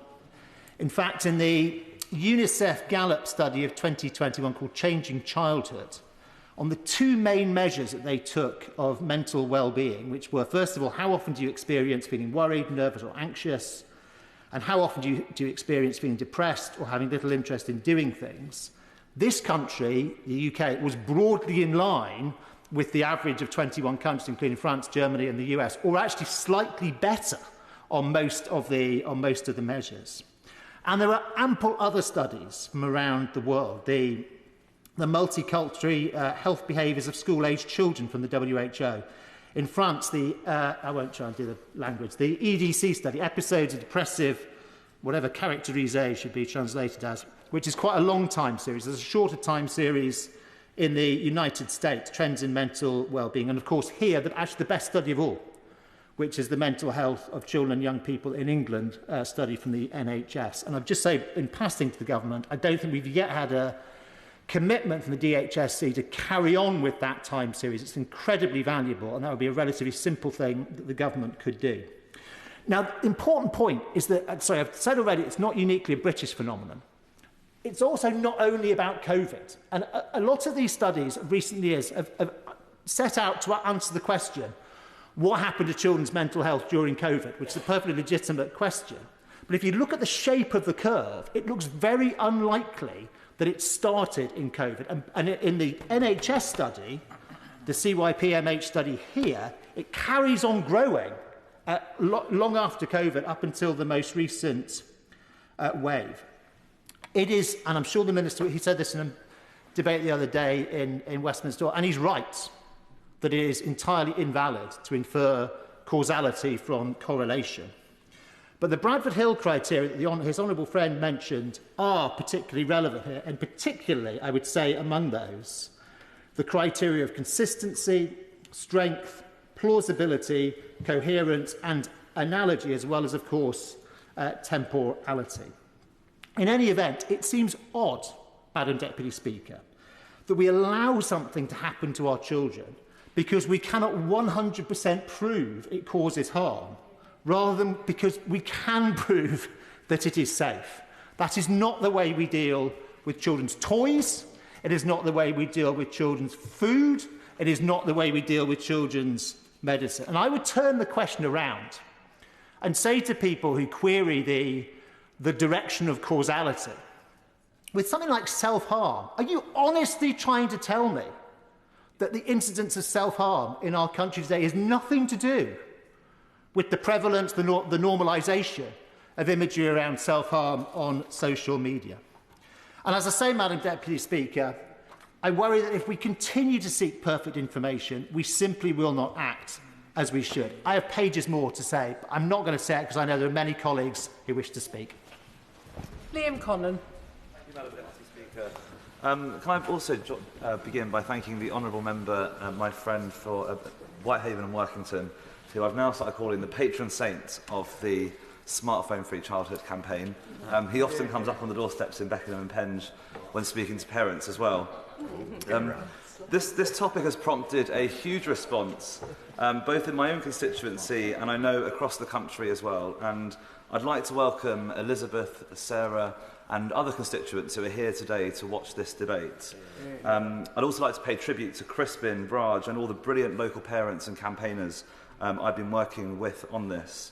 I want to give some time to this debate to explore the wealth of feedback I've had from my constituents before going on to talk about the type of change we need to see across the country and how that change needs to be cultural, it needs to put children and parents first and place the onus on social media companies and manufacturers to prove their products are safe, all whilst ensuring we don't miss out on the many benefits of technology. Ahead of today's debate, I've engaged extensively with 3 key groups in Beckenham and Penge: young people, parents and school leaders. The first, young people, despite being the reason we are here today, are the group we most risk excluding from this conversation. That's why I held a focus group at a local secondary school, Harris Academy, Beckenham, and spoke to students from a range of year groups about their views on how smartphones are changing childhood. At this focus group, half of the students said that smartphones and social media overall have a negative impact on their mental health. The majority of students told me they would feel panicked without their mobile phone. And some spoke to me with quiet self-awareness about how they knew their mobile phone had acted as a barrier to interaction with their family. This is all time they are not spending building meaningful relationships through face-to-face conversation and developing the social and communication skills they will need in life.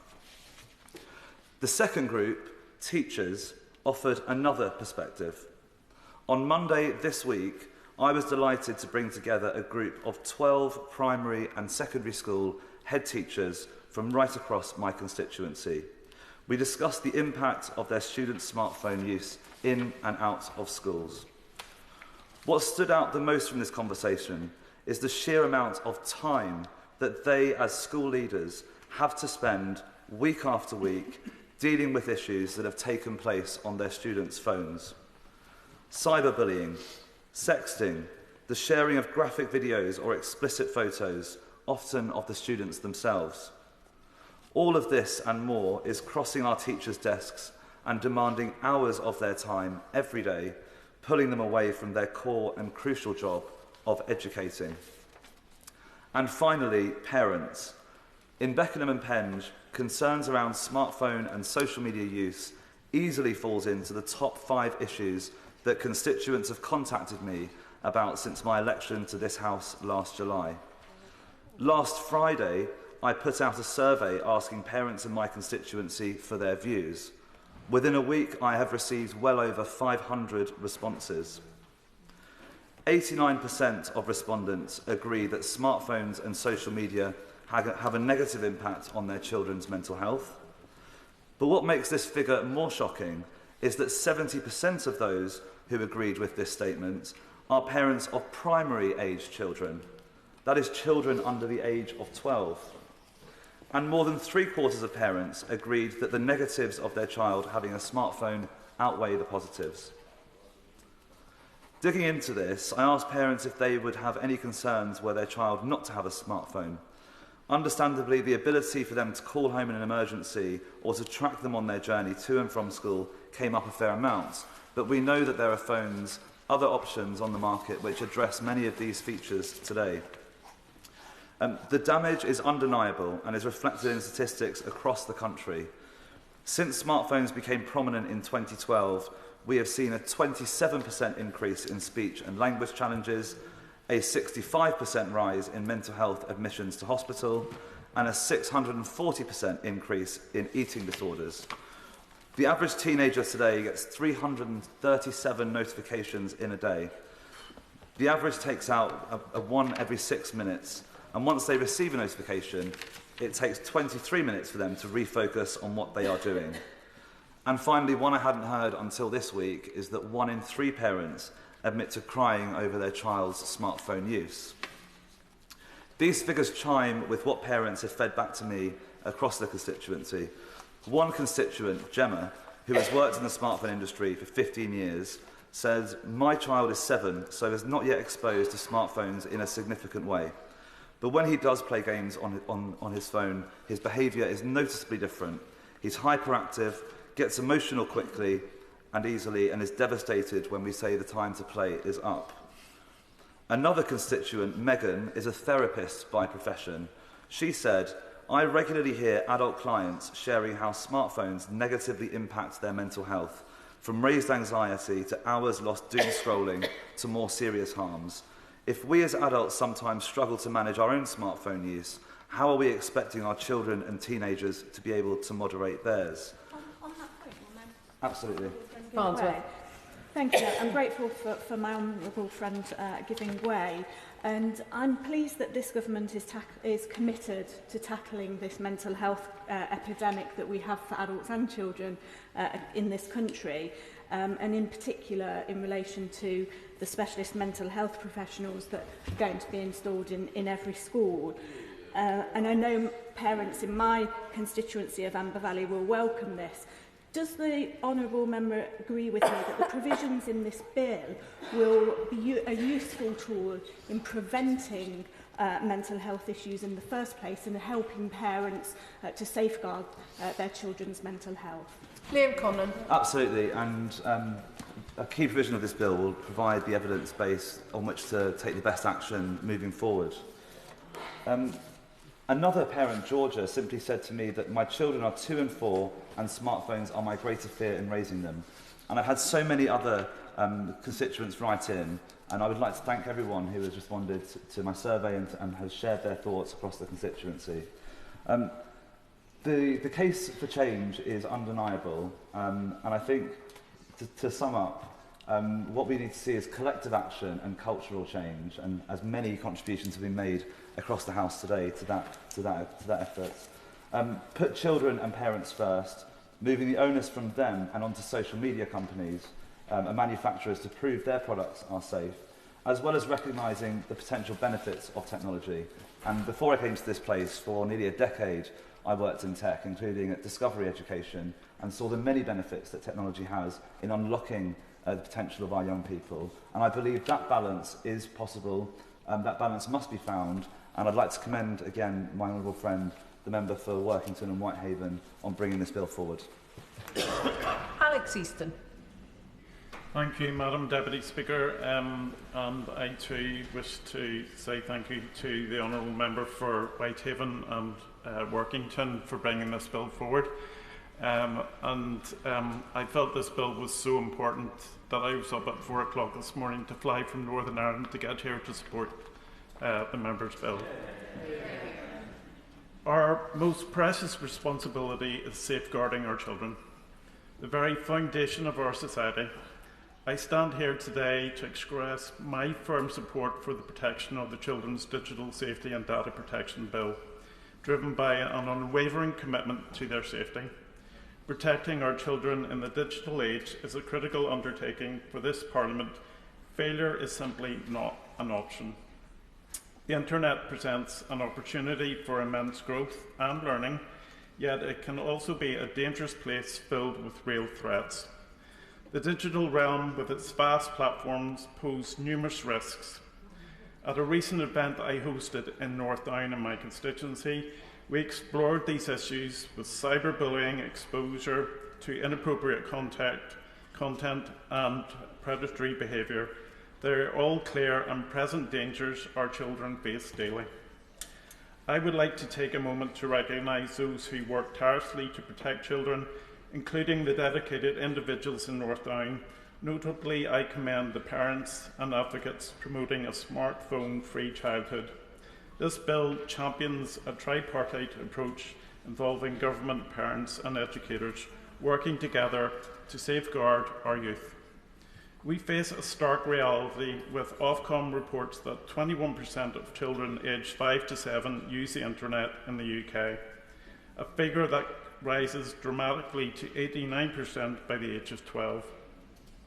I urge everyone to seriously consider these dangers and utilise the excellent resources available, such as smartphonefreechildhood.co.uk. Over 200 schools in Northern Ireland, many in my constituency of North Down, are already benefiting from these efforts. We must distinguish between the positive transformations that technology brings, enhancements in learning and communication, and the serious threats it poses. Parliament must ensure that technical companies are held accountable for child protection, achieving the highest standards of safety. Transparency, data privacy and timely content moderation are crucial to maintain and secure online environments. This bill supports a collaborative approach, fostering partnerships between government, industries, leaders, parents, carers and educators. Together we can strive tirelessly to keep our children safe. Let us be proactive, developing ever-evolving tools that protect our children in the digital age. We must support parental control and enhance education about the dangers of the digital world. Being forewarned is being forearmed. Let us aim for a future where a safe online experience is the norm for all our children. This is one of the most significant pieces of work this Parliament will undertake, and further and future generations will thank us all for it. Let's join together in backing this bill to ensure we create a digital landscape that prioritises the safety and well-being of all our children. And while I support the bill, I am slightly disappointed it's been watered down a bit, but we'll have to get that out there. I do believe that children in our primary schools should not have mobiles in the school environments. It leads to our children not learning social interactive skills, distractions with learning and potential online abuse and potential bullying. Children get better academic results when they don't have access to phones in schools. I support the bill and I wish the proposer all the very best, and he has my full support wherever this goes. Thank you. Katie White. Thank you, Madam Deputy Speaker. Can I start off, like others, by thanking the member for Whitehaven and Workington for bringing this private member's bill. There's been many plaudits for him, but a couple of things I'd like to mention to this House is my understanding is he is grounded in evidence-based policy making, and he has focused on issues that are perceived as being very tricky but will have an outsized impact. I've been really warmed by this debate, this cross-party debate. I think, members from South Devon, Reigate, Dulwich and West Normanton, Lowestoft and East Hampshire, and to say that many of us have travelled back to our constituencies and come back, making long journeys. I know some have been on the sleeper train to make this incredibly important debate. I've received twice as much correspondence on this bill than on any other issue this year. So I want to thank the people of Leeds North West, including the school children, the teachers and parents who have shared their experiences with me. I'd like to make a special mention to Bramhope Primary School, to Benton Park, Ralph Thoresby and to Rawdon at St Peter's, who shared their stories on our showing leadership. There is, I think, as we've heard from others, a few key issues, and I'll try not to repeat because I know there's many other members that want to get in. I think, look, key for me, as many have said, is that the mental health crisis among our children is profound, and we can see a clear correlation. The NHS England found that 20.3% of 8 to 16-year-olds had a probable mental disorder in 2023. And poor mental health amongst our older teenagers, aged 16 and 17, has increased by more than a quarter since 2017. According to research by UCL and the Sutton Trust, their research finds that almost half, 44% of young people, were above the threshold for probable mental health illness. So we need to be looking for some solutions, and fast. Concerns from teachers and parents were shared alike, and well-being teachers that were put in place are actually spending much time adjudicating battles that are out of their control on WhatsApp. The other thing I found when I spoke to parents and teachers and pupils was that the sense of overwhelm. All of them are overwhelmed. They want to play their full role. Parents want to play their full role, and teachers certainly want to play their full role, but they are completely overwhelmed. Parents feel huge pressure from peers and networks to get it right. And I think many of us who watched the Channel 4 documentary with Emma Willis would see that and feel that sense of overwhelm, trying to navigate. And I agreed with much of what the member for North West Hampshire said, but in terms of that lack of clear guidance was clear from that people were navigating different ways. So I do think that the recommendation will be helpful in this bill. Schools in my constituency said that, again, whilst they're willing to act, they're only responsible for children for 20% of their time. So they cannot control. So it needs to be all of us. We all need to play our part. And the thing that really hits me is the opportunity cost of what else those children can be doing. Screen time has rocketed. In 2009, 5 to 15-year-olds averaged 9 hours on screens per week. It's now jumped between 6 and 9 hours a day. This has replaced critical childhood activities, as we said, like outdoor play, social interactions, hobbies, and learning those essential motor and social skills. Benton Park, in my constituency, recently introduced a phone-free policy during the school day. And when I asked the teachers what happened, they said the vision in the playground is completely different. Where it used to be all heads down, they were actually talking and laughing and playing. The World Health Organization recommends that children aged 2 to 5 should have no more than 1 hour of screen time a day. The new research on excessive screen time looks at the impacts of the prefrontal cortex on the parietal lobe and on the temporal lobe. These are fundamental shifts to the brain development of our children. And my constituent Stevie talked about children arriving at schools with weaker motor and social skills, struggling with basic physical and communication tasks, holding a pencil, using scissors, and that social negotiation. And not to mention the exposure to harmful content that some of my colleagues have referred to. I think many of us were shocked by the Burton review that came only last week of the many dangers, and we have heard this within our constituency. On possibly a less damaging level, I've seen the impact myself of the beauty industry targeting young girls on YouTube. And we've now got these young girls wanting to have these ridiculous skincare regimes. They're marketing high-strength retinol and hyaluronic acid. I mean, I haven't even started using this, so why on earth the 8-year-olds? Perhaps I should. But the need for better regulation of online content aimed at children is absolutely clear. And just to echo the point from my honourable friend around this genie out of the bottle, I find this a very infuriating argument, and many of us will have noticed that a lot of the tech giants don't allow their children to have this access to online media. But in terms of when other addictive products were introduced to the market and we subsequently realised their harm, like my honourable friend said on smoking, did we do nothing? No.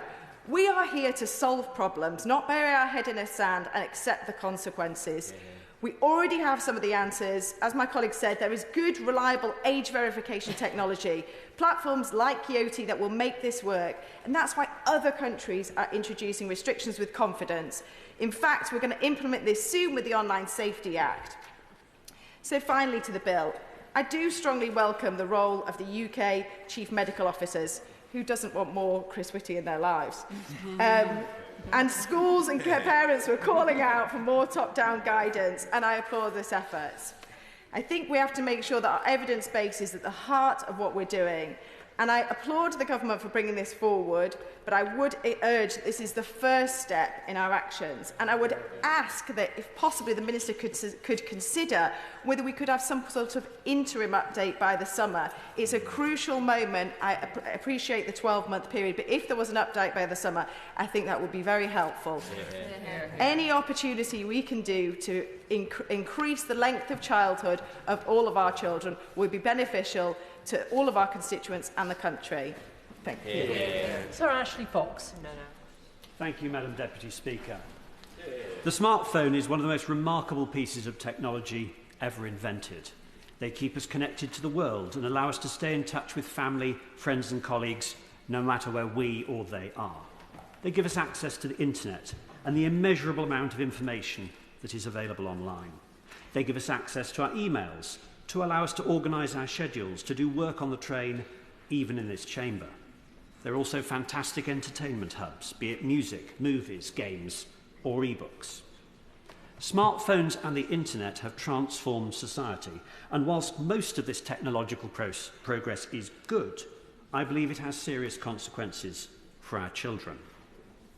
In 2023, Ofcom reported that most children acquire their first smartphone between the ages of 9 and 11. That is problematic, especially when it comes to social media. Social media on smartphones has become an integral part of our children's lives, and it also poses several risks that can have a negative impact on their well-being. One of the biggest concerns is the effect it has on mental health. Constant exposure to curated, idealised versions of others' lives can lead to feelings of inadequacy, anxiety and depression. Teenagers may feel pressured to live up to unrealistic standards, affecting their self-esteem and sense of self-worth. There is also the potential for addiction, with the constant notifications, likes, shares. Social media apps are designed to capture attention and keep users engaged forever. This can lead to excessive screen time, reducing time spent on other important activities like studying, physical exercise and face-to-face interactions, all of which are essential for healthy development. It also affects sleep patterns, and having brought up 2 children, I know how difficult it can be to remove a phone at bedtime. Ultimately, parents are responsible for how they bring up their children. Parents are responsible for deciding whether and when to allow their child to have a smartphone and how long they use it for. But parents need help, and tech companies have a responsibility to ensure that children are not exposed to harmful or addictive product. Social media can also expose teenagers to cyberbullying. Online platforms can be breeding grounds for harmful behaviour, as people feel anonymous and less accountable for their actions. Negative comments, trolling and harassment can take a toll on a teenager's emotional health, sometimes leading to tragic consequences. Madam Deputy Speaker, I was pleased when the Honourable Member for Whitehaven and Workington was successful in the private member's ballot and announced he would introduce a bill to increase the digital age of consent from 13 to 16. So I was surprised when the bill was published, only yesterday, to discover that the very measure he has talked about isn't in the bill. All this bill requires is that the Secretary of State make a statement about whether this age threshold can be raised. Now, why is that? I suspect what may have happened is that the member for Whitehaven and Workington received a visit from one of the government whips. They told him he had a very promising career ahead of him, should he agree to do the right thing and water this legislation down to the point where it doesn't actually do very much at all. Happy to. MacAlister. I thank the Honourable Member for giving way. He will know, as many in this House do, that private members' bills are often a shot in the dark. And my aim from the beginning of this process has been, yes, to have the national debate, but also to put all of my energy on landing this with some action and progress. And this is an issue, regardless of party, that has struggled to make progress before. The previous government in 2019, 2021 and 2023 made statements on introducing phone bans in schools, and it never fully materialised. So I think he can agree with me that we can work across the House to get progress on this at every available opportunity in the future. Sir Ashley Fox. I'm grateful to his intervention, but what I would say is, having spent a great deal of time talking about raising the digital age of consent, having asked my constituents to email me to be present in this House today, specifically to vote for that, rather than being in the constituency and working, I wish he'd presented a bill that said that, because we could have then voted on it, and it would have passed. And of course the government might have killed it off at a later stage, but I actually think they might have been too embarrassed to do that. Now, there is nothing in this bill, Madam Deputy Speaker, that requires legislation. The Secretary of State could ask the UK's chief medical officers to provide their advice, as Clause 1 requires, and they would do so. And the Secretary of State could publish a plan for research as required by Section 2 and an assessment as required by Section 3. So the sad truth is, this bill achieves precisely nothing. And the honourable gentleman should be a little bit ashamed of having campaigned so vigorously and then presented this bill. I'm very sorry to say the bill really is very happy to, yes. Yes, sir. I'm very grateful. I've seen an awful lot of bills in my time since 2001, and nearly every bill has something in it which doesn't actually need to be in legislation, but is nonetheless put in there as a declaratory statement by the House. And when it has big support, it tends to be something that does affect change. That might very well be the same effect that we have today. Sir Ashley Fox. I'd agree with the Minister. Often a bill will contain something that's merely declaratory. Has he ever seen a bill that is wholly declaratory and contains nothing that actually requires legislation? But I would happy to give way. I'm grateful to my honourable friend, as I think we all know this bill is likely at some point the government seems to be adjourning it. And will his case be made if effectively the case for the adjournment is that the Minister commits that he's going to go and do these things anyway, and therefore the legislation is unnecessary? Ashley Fox. My honourable friend makes a very good point. I mean, I maintain this bill is a waste of time. I will vote for it today if we get the opportunity. Unfortunately, I understand it's just going to be adjourned, which suggests the government isn't that serious about taking it forward. But I will vote with a heavy heart, because I really think the honourable gentleman could have achieved so much more if he'd had the courage of his convictions. John Whitby. Thank you, Madam Deputy Speaker. I'm extremely pleased to be able to take part in this debate today, and I thank my honourable friend for bringing the bill forward. It is no exaggeration to say that we are facing a crisis. As already been expertly outlined by members across this House, there is a growing consensus that unregulated smartphone and social media usage is harming our children's health, learning and well-being. Many of the long-term implications for those who have grown up with social media remain unknown, but we can already see the warning signs. The number of children aged 8 to 16 facing a probable mental health disorder has already doubled since 2017.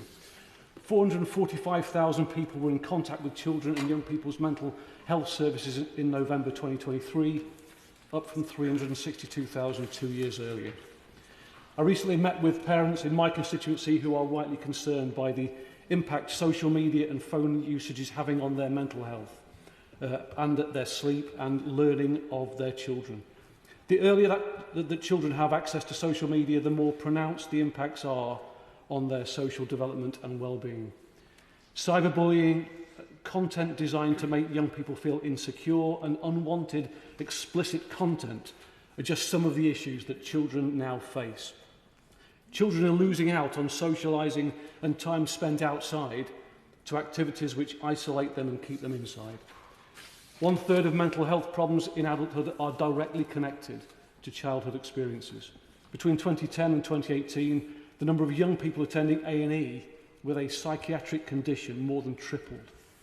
The COVID period exacerbated the social and mental health impacts of smartphone and social media use, but the issues we now face have been in the making for more than a decade. And failure to hold the tech companies accountable and provide the necessary mental health support for our young people has now created a perfect storm for the crisis we are now facing. We mustn't treat smartphone and social media addiction as a natural phenomenon. Tech companies have created systems intended precisely to be addictive and maximise the time users spend on their phones. Currently, more than 1 in 4 young adults show signs of behavioural addiction to smartphones. The algorithms and user interface of social media sites are designed to be addictive, targeting dopamine circuits in the brain. Research shows that some social media apps can trigger brain responses similar to slot machine gambling. Right now, many parents are forced into an impossible position, with a choice between letting the children access potentially harmful and addictive content or feeling that their child is isolated and left out from their peers. The impacts on mental health and learning are especially pronounced for vulnerable young people who may already lack the support they need at school and in the community. And we can't ignore the political impacts of unregulated social media either. It is incredibly concerning to see extremist content being pushed to young people who are increasingly isolated. Many of these young people spend less time with their friends and less time in physical community spaces. Last year we saw Australia's government move to take serious action on these issues, banning children under 16 from using social media and having the power to fine companies who fail to comply. It is clear that we have a very long way to go, but this bill is a positive step and will help to build the national conversation that is needed to tackle the scale of these problems. I just wanted to finish, Madam Deputy Speaker, with a quote from a parent of a child who took his own life. The parent, Chris, filed lawsuits against 2 tech giants, and this is a quote I've seen in an article in the New Yorker magazine from October 2024. He said, "I thought I was a good and responsible father. I checked around the house and locked the doors every night, making everything nice and safe. I didn't understand that the lion was already inside the house." Monica Harding. Thank you, Madam Deputy Speaker. I'm very pleased to speak today in support of the Safer Phones Bill, and I speak as a mother of 4 teenagers who goes into battle almost every day on screen time, as a governor of 8 years at a local school who has seen the damage that screens can do to young people's mental health, and as a member of this place who might be able to do something to turn the tide on the damage to our young people who are being used as guinea pigs in the rapid advance of technology. We are well into the tech revolution. It will change everything, and it is a force for good. But just like previous industrial revolutions, there are victims. Then too were the children in factories powering that revolution, and now today our children need protection against this tsunami of tech and its attendant harms. This bill, as originally intended, was a crucial step in safeguarding the well-being of our children in our digital world, and I want to sincerely thank the Honourable Member for Whitehaven and Workington for all his work to date in his campaign for a safer smartphone use for children. And as many Honourable Members have pointed out here already, the evidence before us is undeniable, and I won't rehearse them. I just want to pull out a few points. 2.5 million children in the UK are using social media underage, and before, crucially, they have developed the necessary skills to navigate complex and risky online environments. Extended screen time has also spiked rapidly and become the norm for most young people. And as I want to commend the report of the Education Select Committee, which revealed that nearly a quarter of children now use smartphones in a way that's consistent with a behavioural addiction. And screen use starts for some as early as 6 months of age, and by the time children reach 12 years old, nearly all have a smartphone. So social media and mobile applications are not just tools for communication. Many are inherently addictive by design, engineered to keep users engaged whatever the cost, and I know this through my children, and I'd like to underscore the words of many of the honourable members here today on the addictive nature and the battles that parents have. It is causing huge pressure on parents who are doing battle with addictive algorithms, which they can't possibly win.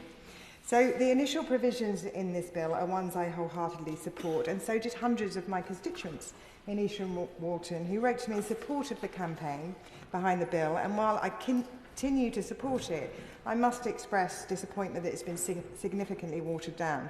What could have been a bold step in child protection has been reduced to mere provisions for government research commitments and guidance revisions, actions that do not require legislation. And we know that the government has already committed to commissioning academic research on smartphone use last autumn, but partly in response to the very welcome campaign brought about by the Honourable Member for Whitehaven and Working. And we already have overwhelming evidence that we've heard today supporting stronger regulation. So really, how much more evidence does the government need? Head teachers across my constituency and parent groups across Molesey, Esher, Walton, Thameston and Hampshire have convened local campaigns with nearly 1,000 signatories for parliamentary petitions on this issue, expressing huge concerns about excessive smartphone use, unregulated social media and the inadequacy of current regulations. And I know that schools in my constituency were particularly encouraged by initial indications that this bill would make requirements for schools to be mobile free and to receive government support as they seek to enforce effective and safe learning spaces. In fact, the head teacher of Esher High School, Andy King, illustrated to me just how much creative problem-solving teachers are having to adopt in order to keep children focused on learning when they are walking around with such an addictive invention right in their pockets. His school has been compelled to enforce a closed backpacks only rule as opposed to open bags like handbags, just so the children aren't distracted by seeing a notification pop up in their open bags in class. And all head teachers I met in my constituency talk about the inattention caused by phones and inability to focus on a whole book. And research, as we've heard, shows that it can take up to 20 minutes for pupils to refocus after engaging in non-academic digital activity. The rise in screen time has also been linked to decline in attention levels, language skills, and sleep quality. So it's both a learning distraction and a serious health concern. And as we mark and celebrate International Women's Day tomorrow, we also shouldn't ignore how children's access to smartphones can undermine healthy relationships and the safety and well-being of women and girls. And the Children's Commissioner for England found that 79% of children had encountered violent pornography before the age of 18, with the average age of first exposure being just 13 years old. And I know of a constituent whose child saw extreme pornography at 13 and was so traumatised in an effort to clear his mind that he developed OCD. We also know that online sexual crimes against children have risen by 400% since 2013, and for girls aged 7 to 21, a staggering 81% have experienced some form of threatening or upsetting behaviour online. So I appreciate what the Honourable Member has done to build the case for government action, but it's a pity that we are not going to be able to test the will of Parliament for a much more ambitious approach to online safety from this government than we have at the present. So, turning to the Minister, I know the Secretary of State has already expressed frustration with gaps in the Online Safety Act and its implementation, yet this bill could have been used to make some urgent amendments to it. Why has the government not used that opportunity, particularly when the Secretary of State has indicated there will be no new legislation coming along anytime soon? So I urge the government to stop hiding behind endless reviews and take concrete steps to protect young people now. Two specifically.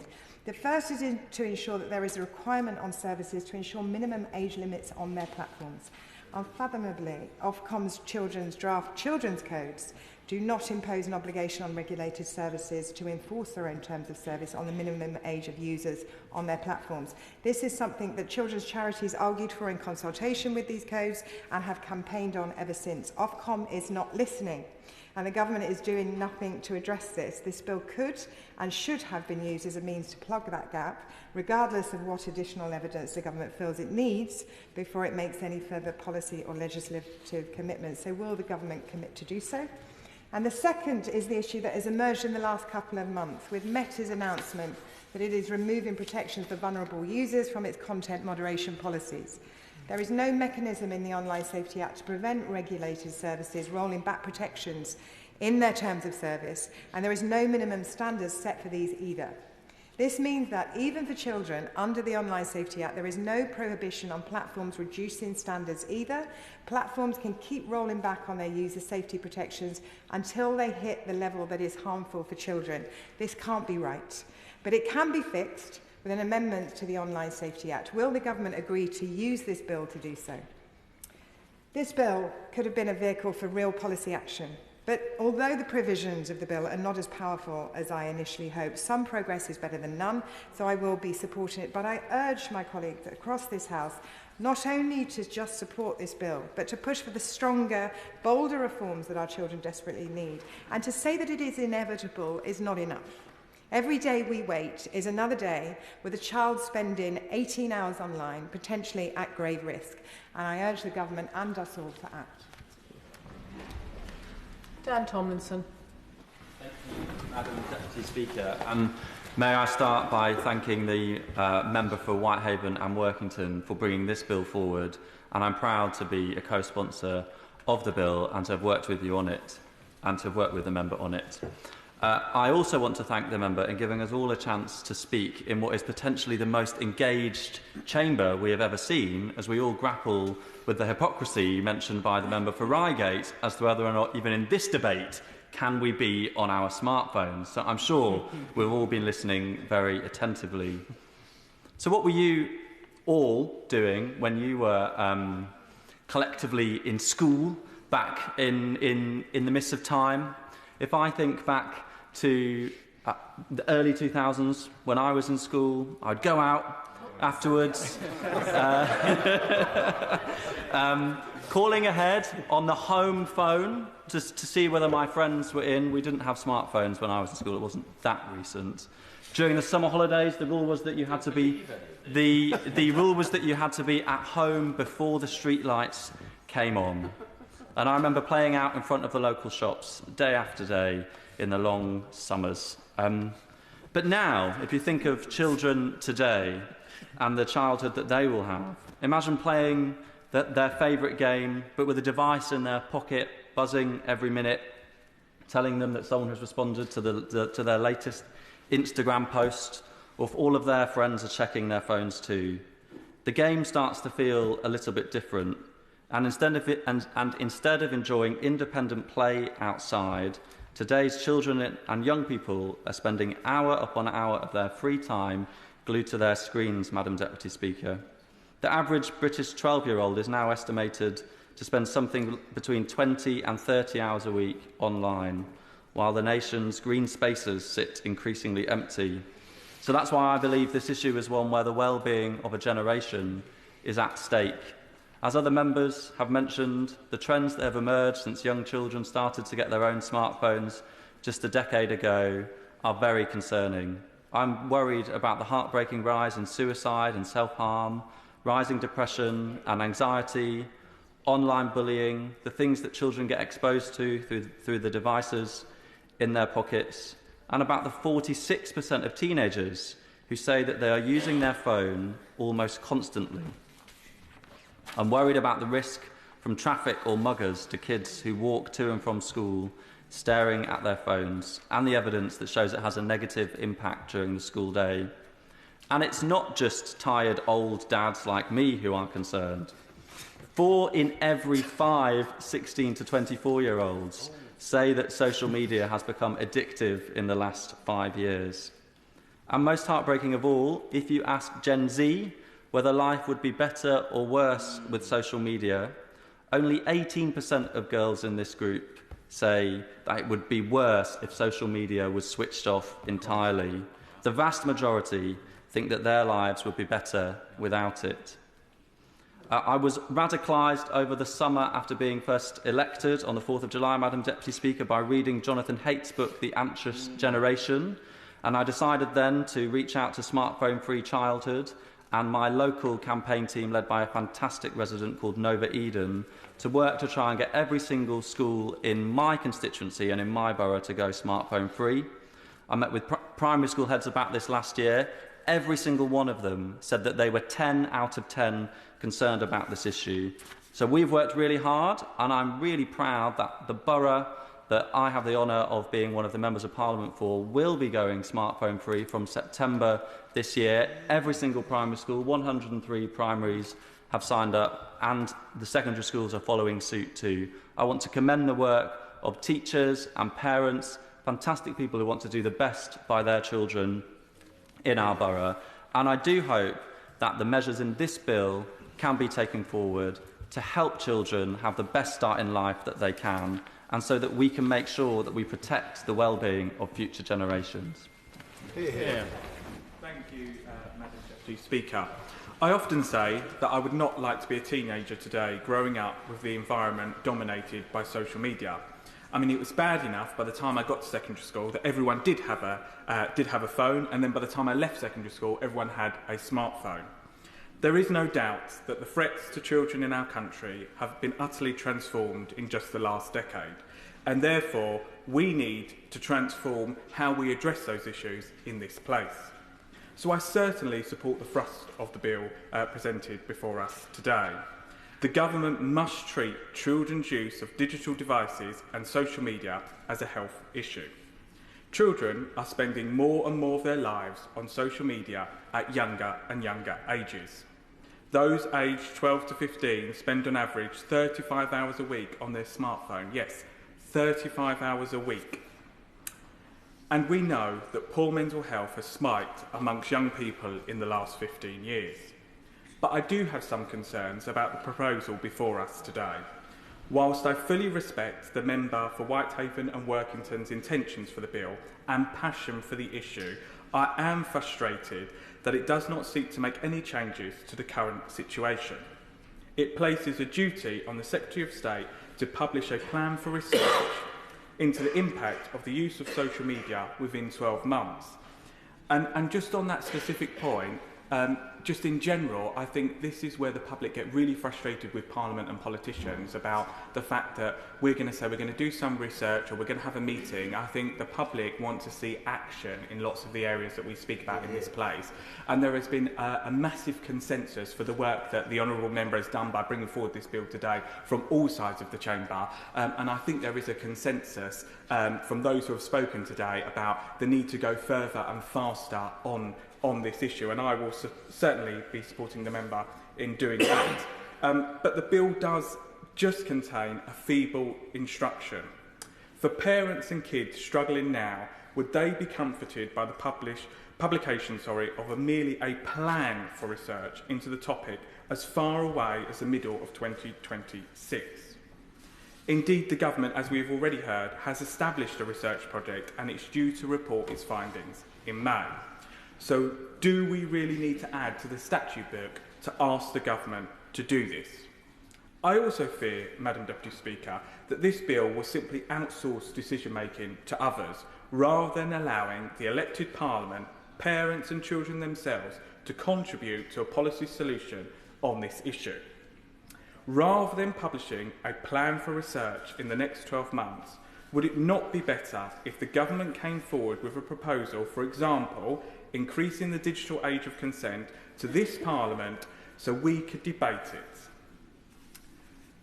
Also, Madam Deputy Speaker, this bill mentions consultation with Ofcom and the Information Commissioner.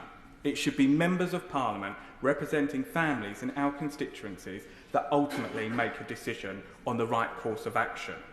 So I hope, if this bill does pass, that Parliament will be consulted before any changes are made. We can all agree that there is a serious problem affecting society and younger generations as a whole. But because we can all agree on that, I believe we need to see firm proposals from the government coming forward, not just more research. And I completely concurred with what my honourable friend, the member for Reigate, said earlier. I will not be standing on these benches often calling for government intervention in issues, but this issue has become so great to lots of members in our society that I feel that we do need to legislate in this area, because it has been quite clear over the short to medium term that social media companies have failed to step up and do more, because they could do more without legislation. They could be more proactive about it.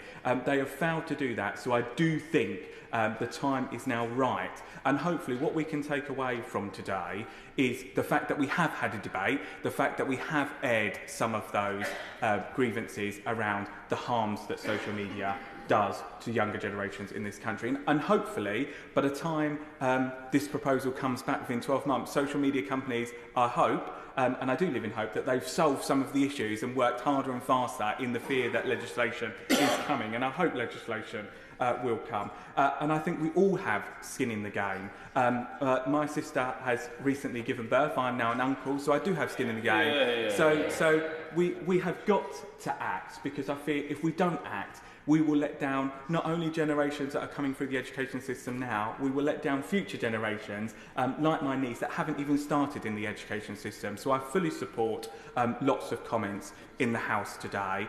But I do urge the member, please keep going and come forward and help the government come forward with some stern proposals on this issue, because I do believe, as I've said, there is cross-party support amongst everyone that's spoken today that we need to go faster to solve this issue and hopefully save future generations that are coming through the education system and wider society. Thank you. Lola McAvoy. Thank you, Madam Deputy Speaker, I'd like to pay tribute to the work of my honourable friend for the member for Whitehaven and Workington. It's been an honour to work alongside you on this crucial issue. So, tackling online safety for children in our country is a diamond issue. It's rare, it's popular, it's tough, and getting it right will deliver on what is our most precious responsibility, the protection of our children. We, as a society, have a duty to protect our children from predators, from each other, from themselves, and from harm. The contrast between the reasons not to legislate further and the reasons to take action now could not be starker in quality, in my opinion. The argument is one: we must go further than the current reading of the Online Safety Act in order to protect our children's right to a safe and healthy childhood. So I'm going to use my time on this floor in this debate to talk a little bit about why I care about it, a little bit about the work that's already been done, and then a little bit about how we need to go further and act now. So, a long time ago, I was 11 years old, and Titanic, the movie, was coming out, and I'm sure you'll all remember it was a huge box office hit. I was desperate to see it, but as an 11-year-old, it was rated at age 12, and my parents told me that I wasn't allowed. I love drama and history and Leonardo DiCaprio, and I was incensed at the injustice that I wasn't allowed to watch it because all of my friends were. It's outrageous. I gave my parents hell on the issue. I tried every persuasion technique available to me, and I still wasn't allowed. Now, I do still love history and drama, and Leo less so, but the reason I'm talking about this is because I wasn't really upset about not being able to see the film. I was scared of being left out from my peer group. And this is the key issue that parents bring up in Darlington. They say to me so frequently that the pressure to give their child a smartphone when they're not sure if they're safe is overwhelming. And so it's time for us to help them answer some of the questions that they're asking. They need stronger legislation and guidance from government about what is safe for their children to do online. Should their children be allowed a phone? If so, when? Should they post pics of them online? Should they be allowed to use the chats on games? Should they be allowed social media profiles? Should they limit their screen time? These are all questions that require answers, and the parents want them from us. Parents, as we know, will always know what's best for their children, but they often disagree with their parenting styles, and that can be a cause of contention in peer groups and in schools, and it can be a clash of values amongst many other things. It's normal. The issue is not about parenting styles and choices, because parents are united across the country, as we've heard today from everybody's contribution, that they need more action and guidance from legislators. Over the course of this campaign, I've become convinced without any reasonable doubt that more legislation is needed, that the public support that, and that Ofcom's reading of the Online Safety Act is unnecessarily narrow, and the first iterations of the children's codes that are coming out are not strong enough to protect our children. It's accepted that even the strongest legislation will take time to bed in and will be imperfect. So let's go further now. I want to lay out the reasons that I still support the measures proposed in the original bill by my dear and honourable friend, the member for Whitehaven and Workington. So the first measure: should children have phones in schools? Teachers don't think so, children know they shouldn't, and evidence from schools where the phones were banned have seen sickness absence in teachers reduced, have seen attendance in children go up, and have seen behaviour improve. When I was first elected, I started an online safety forum in Darlington with 2 children from year 10 in every school in the town. Brought them all together and asked them what the big issues were for them, and they said peer-to-peer bullying was above and beyond the biggest issue. Peer-to-peer bullying exacerbated by the use of smartphones in and outside of school and their online activity. They said to me that people were using their phones to film each other and then send them round, attacking each other and bullying each other, and it was causing a big mental health issue. So we know, or I feel it's hard to argue against the rationale that schools should be for learning. Yeah, I will give way. Where she's making an impassioned speech. Does she agree with me that social media has made bullying in some cases 24 hours a day, because it means that it can happen at any point, even when a child is no longer at school? I'm grateful for that, because that is exactly the case. You know, being 14 is hard, being at school is tough, there's always been bullying, and it's unreasonable and unrealistic to say that we'll completely eradicate that as legislators. But what's happening is that children used to be able to go home and be protected from what was going on at school, and that's no longer the case. So we have to do everything we can to give them some time off their phones in school. So I do think there's no case for children to have their smartphones in schools, and I think most teachers and head teachers agree with that as well. The next point on the bill is the age of digital consent from 13 to 16. This is absolutely necessary. Children deserve a right to anonymity throughout their childhood, and a right not to have a digital footprint when they come of age. I absolutely support the age of digital consent lifting from 13 to 16. I think the sooner we do that, the better. Addicted by design content, even arguing against this, I can't understand and fathom how there is any argument that children should be exposed to addictive by design algorithms and content on social media. I just don't know who would possibly argue that that was a good idea. Our job is to protect children, and it's... I will. I share her concern about the addictive nature of social media. Is she also concerned about the addictive nature of gambling type games that we're seeing young children use, with loot boxes, microtransactions, and the encouragement of young people to get into this gambling mindset through technology at the moment? I thank the Honourable Member for that intervention. I think there are a lot of changing and moving parts in the online platform and in the online world, and it's really hard for legislators to keep up. We're already lagging way behind where we need to be. So what we need in that point I will address later on in my speech, and it's a dynamic risk assessment. So when new innovations come online and we see children using them, that they would be risk assessed in real time and prevented against children against coming into harm. So the next point is marketing to children. Obviously, this needs to be kept in line with new societal trends to protect children from being targeted for sales. It's quite clear. So I stand by the original measures in the bill, and I'm confident that this is not the end of this campaign. The Honourable Friend for Whitehaven and Workington and I first met as candidates for the Labour Party when we were both shocked at how cross-cutting children's safety online was as an issue to our constituents. When he asked me to be a co-sponsor of this bill, I said, of course, but I asked that he please engage with the Bereaved Families for Online Safety Group, as I'd heard about the work they were doing and had a huge amount of respect for them. He agreed, we invited him to Parliament, and the argument that there is a moral panic over children's online safety is so utterly offensive that I can't overstate how upsetting it is for people in that group and around the country who have really serious concerns about their children's safety online. So I want to put on record in this chamber my unequivocal support and respect for this group and of parents across the country who've lost their children. Their stories are all the evidence I need to know that we as a government must go further. So Ellen Room, Jules Sweeney's mother, has been campaigning for the right of bereaved parents to have access to their children's accounts in the event of their death to search for answers. I strongly support a further amendment to the data bill which will make it automatic that in the instance of a sudden unexplained child's death, Ofcom will be notified immediately and a data notice will be sent to the online regulated platforms to freeze the child's accounts from deletion. This would protect against any other parents having to go through the awful process that Ellen has had to endure to try and find answers. And on Ellen's case and many of the cases of bereaved families, I urge the platforms that are being contacted by them to please engage and adhere to their requests for the children's data. These people have lost their children. Do the decent thing and help them find answers. Will she give way? I will give way on that point. My honourable friend and I were both present at an event with bereaved parents organised by my honourable friend for Whitehaven Workington, where a number of the social media companies were present. The children had taken their lives and had been very active on platforms used by those companies.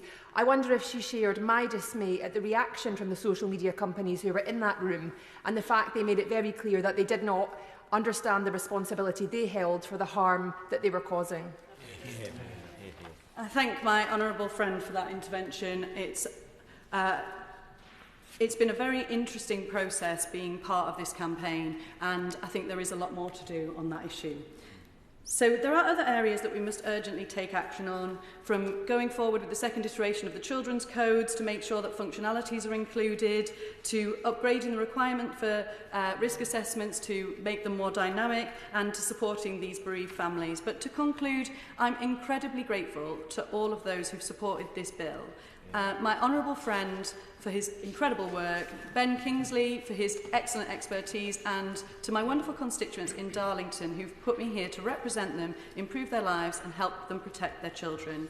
This Christmas, just gone, I was at a carol concert at the Crown Street Library in Darlington, and a man tapped me on the shoulder and pointed at his beautiful child who was looking up at me and beaming, and he said, "Keep going on the online safety, you're doing it for her." I am, and I will continue to do so, and I urge our government to get on with it and take as much action as we can within reason. What is reasonable in the time frame that we have. Thank you. Yeah. I call Shadow Minister Dr Ben Spencer. Thank you, Madam Deputy Speaker. And it's a pleasure to speak on behalf of His Majesty's official opposition on this important topic. And thank you for bringing me now. I'm not going to speak for too long because there are so many members opposite who are very keen to take part in this important debate. I'd like to start by congratulating the Honourable Member opposite for Whitehaven and Workingham for bringing this private member's bill to the House, and all the different people, companies, charities, organisations who he's worked with as part of this campaign to drive this forwards. I do feel for him, as I know the challenges of having ballot bills. I've had two myself, and navigating that as a backbench Member of Parliament in the party of government, and trying to use private members' bills as a campaign vehicle to drive forwards change in this area. So I hope he'll forgive me for some of my comments I shall make regarding the content of the bill before us.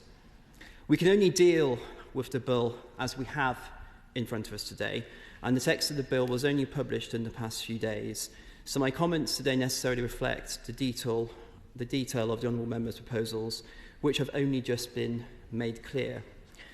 And in a sense, this debate sort of reminds me of Schrodinger's cat. It's been a sort of Schrodinger's cat debate where references to a former bill and current bill have been made equally through speeches. So it feels like we have a sort of a debate on a bill which could have been, and a debate on the bill in front of us. Indeed, the Honourable Member's speech speaks to the lack of need for further research, but equally the bill calls for further research to take place. We've had some fantastic contributions on all sides of the House. I'd just like to note the contributions from North West Hampshire, Reigate, East Hampshire, Bridgwater and Broxbourne, which reiterated this theme of the importance of driving forwards change in this area, and many stories shared, personal declarations shared about the impact of social media and difficulty parenting at this time. I should declare I'm also a parent, although thankfully my children aren't at the stage where they've started consuming social media in the way that I've heard other people talk about today. Of course. I thank the Honourable Member for giving way. He's making a powerful point about the debate and how it's dwelled in part on the importance of evidence and research. Would he agree with me that we have so much evidence because we speak as MPs with so many children? I have in my hand here letters from children in Year 5 and Year 6 at St James's C.V. Primary Academy, and if I read briefly from Eleanor and River, they say kids will always be exposed to inappropriate content such as unsuitable videos and pictures. They could feel unsafe, discouraged or exposed, and then they would not be able to unsee the images again. Does he agree with me that we should be shielding children like this from this sort of content? Well, I thank him for his intervention. I'm going to resist the temptation of being drawn into a discussion about research methodology in this area, and I have to tell him I'm very tempted to start talk about the importance of case series data, qualitative data in terms of what people are telling us, what we're seeing ourselves, compared to cross-sectional or longitudinal studies or cluster studies looking at the impact of different schools. I'm going to really resist that. But what I will say, but of course, I mean, the stories that we've heard and what we've We hear from our constituents, and we've heard in this debate today of what children are exposed to. It's absolutely horrific. I don't think anyone would disagree with that, and clearly we need to protect children from that. At the heart of this bill is the desire to drive forward our scientific understanding of the effects on children's mental health, learning and social development of smartphone and social media use. I hope that there is a commitment when we hear from the Minister, hopefully, to conduct a detailed review in this complex area where so much is at stake. But I'd expand it out broader. Any analysis must take a clear-eyed approach to both the advantages and disadvantages that technological developments such as smartphones and internet access offer, the benefits to young people of increased connectivity, access to information, and even apps that manage health conditions like diabetes when in school and away from home, which will transform the lives of children and young people. But clearly, there is an increasing body of research demonstrating damaging effects of excessive smartphone and social media use on children and adolescents. Go for it. Would he agree with me that it's so important that in schools we move towards smartphone-free schools? And I'd like to welcome the work done in Monmouthshire, my constituency, where the head teacher of Monmouth Comprehensive is pushing forward such a ban because grades increase by almost 2 levels where schools have banned mobile phones.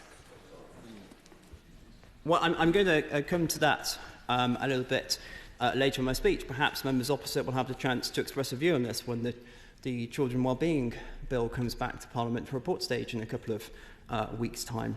Going back to my points on the research, a longitudinal study in the US of over 6.5 thousand children aged between 12 to 15, adjusted for baseline mental health status, found that adolescents who spent more than 3 hours per day on social media faced double the risk of experiencing poor mental health outcomes, including symptoms of depression and anxiety. These findings were brought into sharp focus by the tragic recent cases of children taking their own lives after having been the subject of online bullying or encountering harmful material online, and clearly that weighs on all of us as legislators.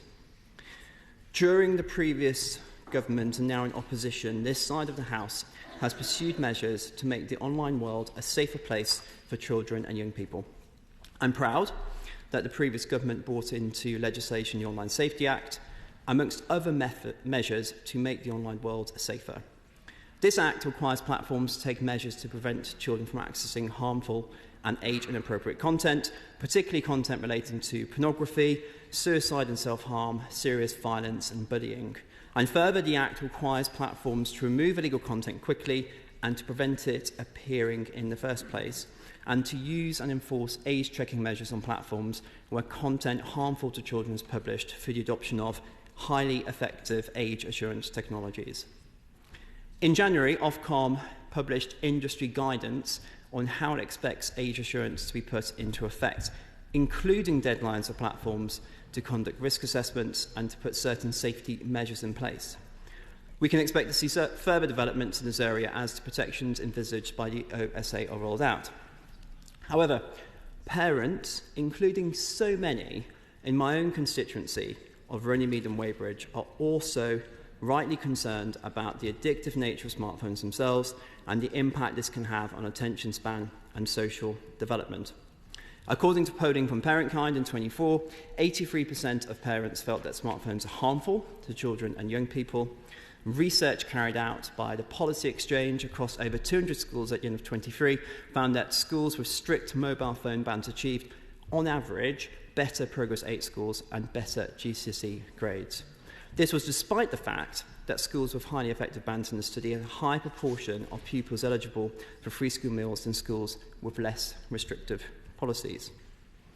Now, in February, the Shadow Minister of Education tabled an amendment to the Children Wellbeing in Schools Bill to require all schools in England to ban the use of mobile telephones during the school day. This, however, was rejected by the government. I wonder how members opposite feel about that. Should the government decide in this, perhaps further to the Chief Medical Officer's review, we on the side of this House will work constructively with them to seek practical and effective solutions which enable children to continue to benefit from the opportunities offered online while protecting them from its harmful effects. Sam Carling. Thank you, Madam Deputy Speaker. I'm very grateful to have the opportunity to contribute briefly. As the youngest MP, I've seen a lot of this happening throughout my own time going through the school system. I have reams and reams of positive things to say about this bill, which I'm not going to have time to say, so I just want to say very briefly that I welcome it hugely. There's a couple of points I want to focus on that haven't been covered so much around the debate. Actually around the benefits that some social media can bring, and therefore I would argue the need for us to be careful and regulate in the right way to make sure that we don't lose some of those, or that we're able to bring them in other forms. Article 16 of the United Nations Convention on the Rights of the Child talks about children's right to privacy, and we have, in my view, to try and strike a balance between parents' ability to know what their children are doing online and who they're speaking to, which is incredibly important for safeguarding, with the need for young people to have access to private spaces sometimes. And the example I particularly have in mind is one of LGBT people, young LGBT people in families who aren't as accepting of them. Because when someone in that situation is starting to understand their sexuality, which often happens around the age we're talking about, that kind of 13 to 16 area, sometimes being able to find people in online communities going through similar experiences can provide an incredibly valuable support network that they otherwise wouldn't have. And similarly, some members will know, grew up in a high-control religious group, and I was very lucky in that I went to a mainstream school, but lots of others aren't. They're kept in sort of more secluded environments and have very little contact with the outside world, and again, having a bit of an ability to find support networks outside can be very valuable, so I'm keen that we make sure that we maintain that. But the emphasis has got to be on social media companies to up their game enormously in how they regulate online spaces, because so much is going under the radar and needs to be addressed in terms of safeguarding. I'm particularly struck by the fact that there are some apps out there aimed at young people between sort of 13 to 17, which portray themselves as forums to make friends around the world, new friends around the world. And they do it based on swiping left and right on profiles, based on photos or bios and interests, which, as everyone will notice immediately, sounds a lot like dating apps. And actually, some of these apps are being used for that purpose by young people, and it's incredibly alarming and something we've got to get on top of. And it's made particularly more severe by the fact that some of them can sort of match with people who are a significant age difference to them, and it's very much unacceptable and flying under the radar. So there are enormously significant issues in this space to do with social media for young people, and I very much welcome this bill bringing forward opportunities for us to get some of the research in place and look at how we can address that properly. Freddie Van Miele. Thank you, Madam Deputy Speaker. When I was growing up, we were first becoming aware of the digital world. Coming home from school, I would log into MSN Messenger, check MySpace, carefully arrange the 10 top friends on that platform, and check out online games. Now these early tools have been honed to be as addictive as possible. Social media is a space for unchecked bullying and a place for predators to hide. I got my first phone aged 13, but the most advanced technology on it was an FM radio.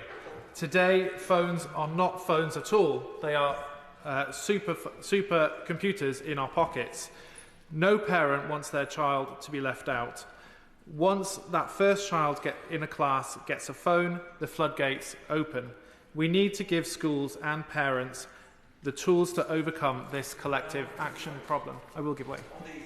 Schools, and I'm grateful to my honourable friend for giving way. On schools, will he join me in congratulating Fulham Boys' School in my constituency of Churchley and Fulham, which was the first school in the country to replace smartphones with brick phones, and as a result has seen pupils more engaged, better social interactions and improved classroom behaviour?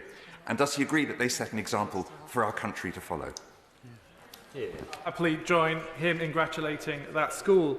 But unfortunately what we've seen today is a tragedy of the commons. With a weakening of this legislation, we couldn't overcome the collective action problem even in this chamber to deliver a tougher regulation. And we need that tougher regulation to stop the misuse of technology and keep the next generation safe.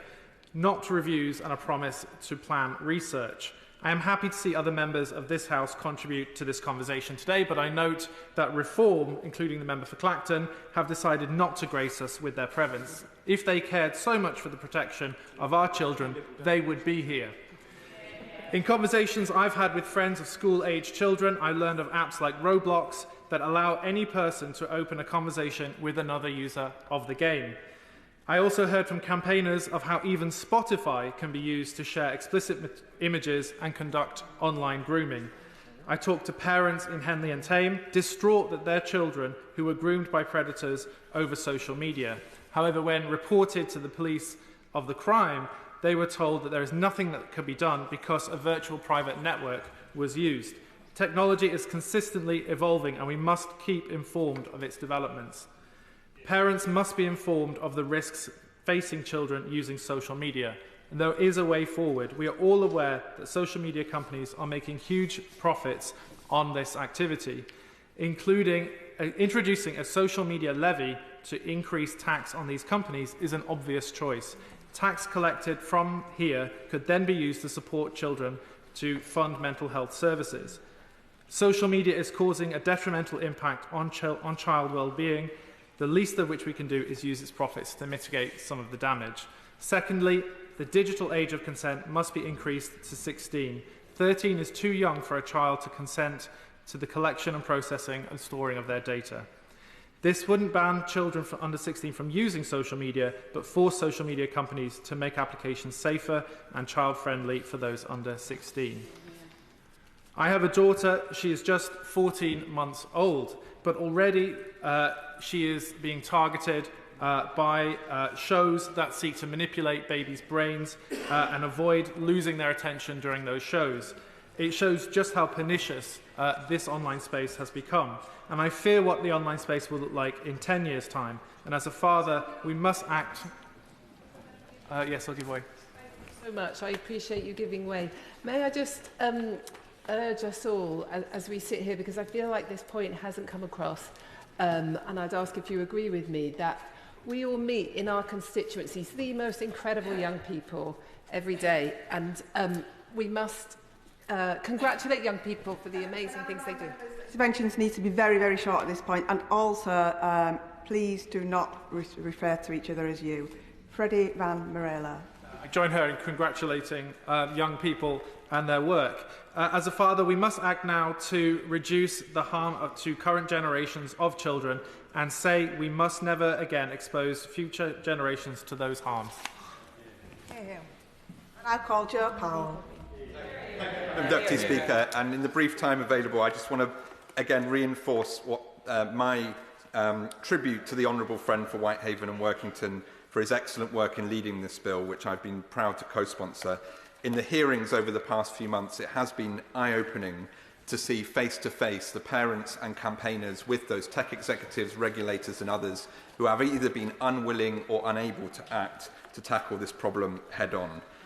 I just want to pass on three messages to the Minister in the 2 minutes I have. Firstly, on health, a recent event we had in Kensington and Bayswater with local campaigners. A doctor shocked the room when she said amongst her peers, her paediatrician peers, that the impact of excessive phone use and social media on children is now the single main health concern that they have.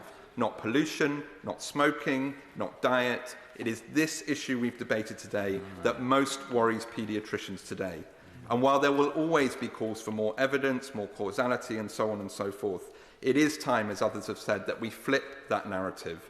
We should challenge those that want to go slow on this issue to come up with any alternative plausible cause of the recent mental health trends. And we know next week in this House we'll be discussing the huge rise in incapacity benefit, including people with mental health challenges. If we want to tackle that issue, we have to tackle root causes like the one we're discussing today. It won't only fail our children, but our future prosperity.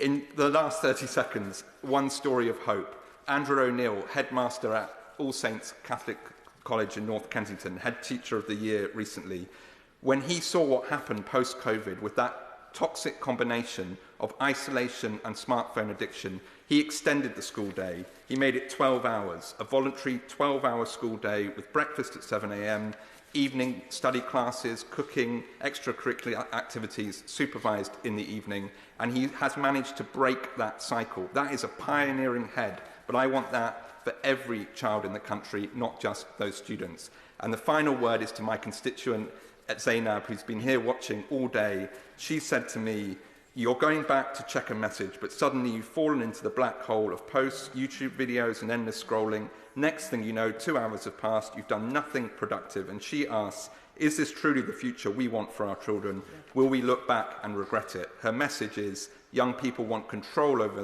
their screens, not the other way around, and they need our help to make that happen now. Yeah. I call the Minister, Sir Chris Bryant. Thank you very much, Madam Deputy Speaker. I will first of all just run through some of the contributions that have been made in the debate, and then I'll come to the specific answers to some of the points that have been made, if I might. But first of all, I think I'll probably have the unanimous support of the House in praising my honourable friend for Whitehaven and Workington. I'm slightly worried that he was referred to as the patron saint earlier, and because the danger with patron saint is they tend to be martyred at some point in their career, and I don't wish that for him. I'm not going to make any of the arguments, as I said earlier, I'm not going to make any of the arguments that he told me not to make, because I don't subscribe to them. And also, I'm not going to make any arguments today against action. I think that that's an important point that the House needs to recognise, that everybody accepts that action is inevitable in this sphere. The honourable member for my honourable friend for Dulwich and West Norwood gave us some shocking statistics from her own constituency, and many others have today. The honourable member for Reigate, who I'm afraid is not in her place at the moment, but she said, oh, sorry, I missed her. Sorry, I wouldn't want to mislead the House. She fessed up, basically, to her own social media use, but she didn't tell us how many hours a day it is. So we were watching her throughout the debate just to see how much of the time she was spending on social media. But it's absolutely true that, of course, many of us are just as addicted as many of the young people. And this is, whilst our specific concern is about children and the mental health effects, of course there are issues for the whole of society, not least some of the other members referred to misinformation and how that's propagated and how you access good, reliable information in a world which is profoundly chaotic and where algorithms don't necessarily subscribe to truth in the way that previous understandings of the media used to, then there are issues for the whole of society. And I note that she said that the state must step in. We will hold her to that on many more occasions in the future.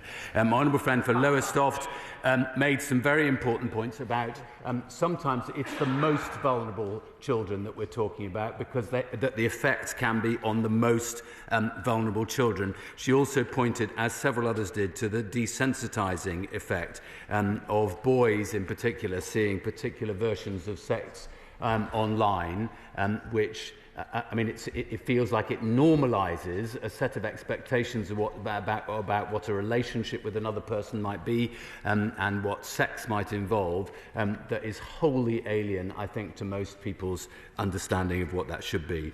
My honourable friend for Beckenham and Penge made the point that was made in the previous debate that we had about this in Westminster Hall about the question of the burden of proof and whether the burden of proof lies with those trying to prove that there is no harm or with those that are trying to prove that there is harm. I will in one moment.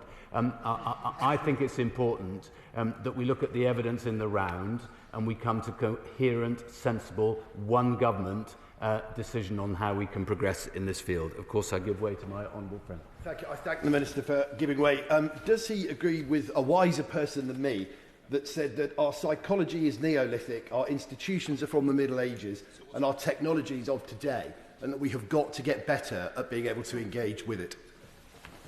Well, I think it was John Prescott who said something about ancient values in a modern setting or something like that. And I think that that's what we need to secure, which is the liberty of the individual at the same time as the protection of the vulnerable. And that's precisely what we need to be able to adopt as we move forward.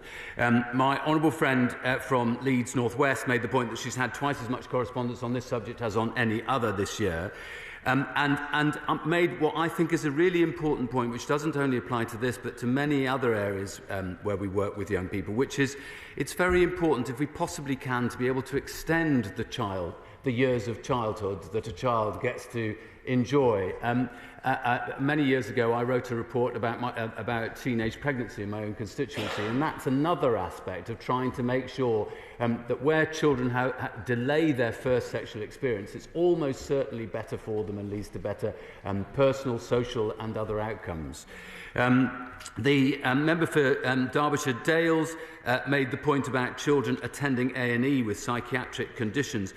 Now, I would urge him just to be slightly cautious about the statistics here, because the work that I've done on acquired brain injuries would suggest that sometimes people are actually presenting with a brain injury rather than with a psychiatric condition. And that's one of the areas where I think we need to be much more intelligent about how we get data that informs our research. My honourable friend for Esher and Walton, it's great, isn't it, incidentally, I will in one moment, it's such a delight to go, well, it says Esher and Walton, that must be a Conservative Member of Parliament. No, it's not. I give way to my honourable friend. Yes, I know. I thank the Minister for giving way. And just to say that in my constituency and across my area of Fife, we have a real problem with violence and aggression in schools. Every week for the last month, there's a violent attack, children on children, and almost every occasion it is filmed and shared on social media and amplified. And I wonder if he agrees with me, therefore, that it's a real reason why we need action. She makes an extremely good point, and the use of a mobile phone as another form of aggression is a very disturbing part of the trend that we've seen. And indeed, she's quite right that we need to consider action in that field. The point I was going to make about the member for Esher and Walton was that she said the following words. She referred to services that are inherently addictive by design. Now, I think there's actually a contradiction in terms in there. They're not inherently addictive, they're addictive by design. I think those are two quite different things, and what we should strive to achieve is that that no services that are provided for children are addictive by design, and that's precisely one of the things that the government is determined about. I should say, incidentally, to the Right Honourable Member for North West Hampshire, I said earlier that I'd had no meetings, or I indicated by doing a zero with my fingers that I'd had no meetings with tech. That's not quite true. I had a meeting a few months ago with Baroness Jones with TikTok, though I have to say that I expressed as strongly as many members have in the debate here today, the kind of views that they have in relation to the operation of TikTok. But it's not that I've been convinced by TikTok. If anything, we were trying to put the argument to them about the need for responsible activity in this field, of course. I'm grateful to the Minister for that clarification. In his negotiations with the member for Workington, he will have taken direction consulted with Number 10. One of the concerns is that, given that he's instituted an investigation into the impact of UK legislation on American tech firms, that President Trump might be upset if we were to take these kind of steps. How much of that has been a consideration in him effectively filleting this bill? Yeah. He's beginning to subscribe to conspiracy theories. I've had no role in any negotiating with the honourable member, nor with Downing Street on these matters, and I haven't taken into consideration. I haven't taken into consideration anything in relation to what Donald Trump might or might think in this field. Madam Deputy Speaker, my honourable friend for Chipping Barton said that he's 32, which is obviously very difficult to believe. But he referred to smartphones in 2007, but 3G was launched in 2001. And I'm slightly conscious that when I was at school, the only thing that we were rowing about was whether we were allowed to take electronic calculators into O-level maths exams.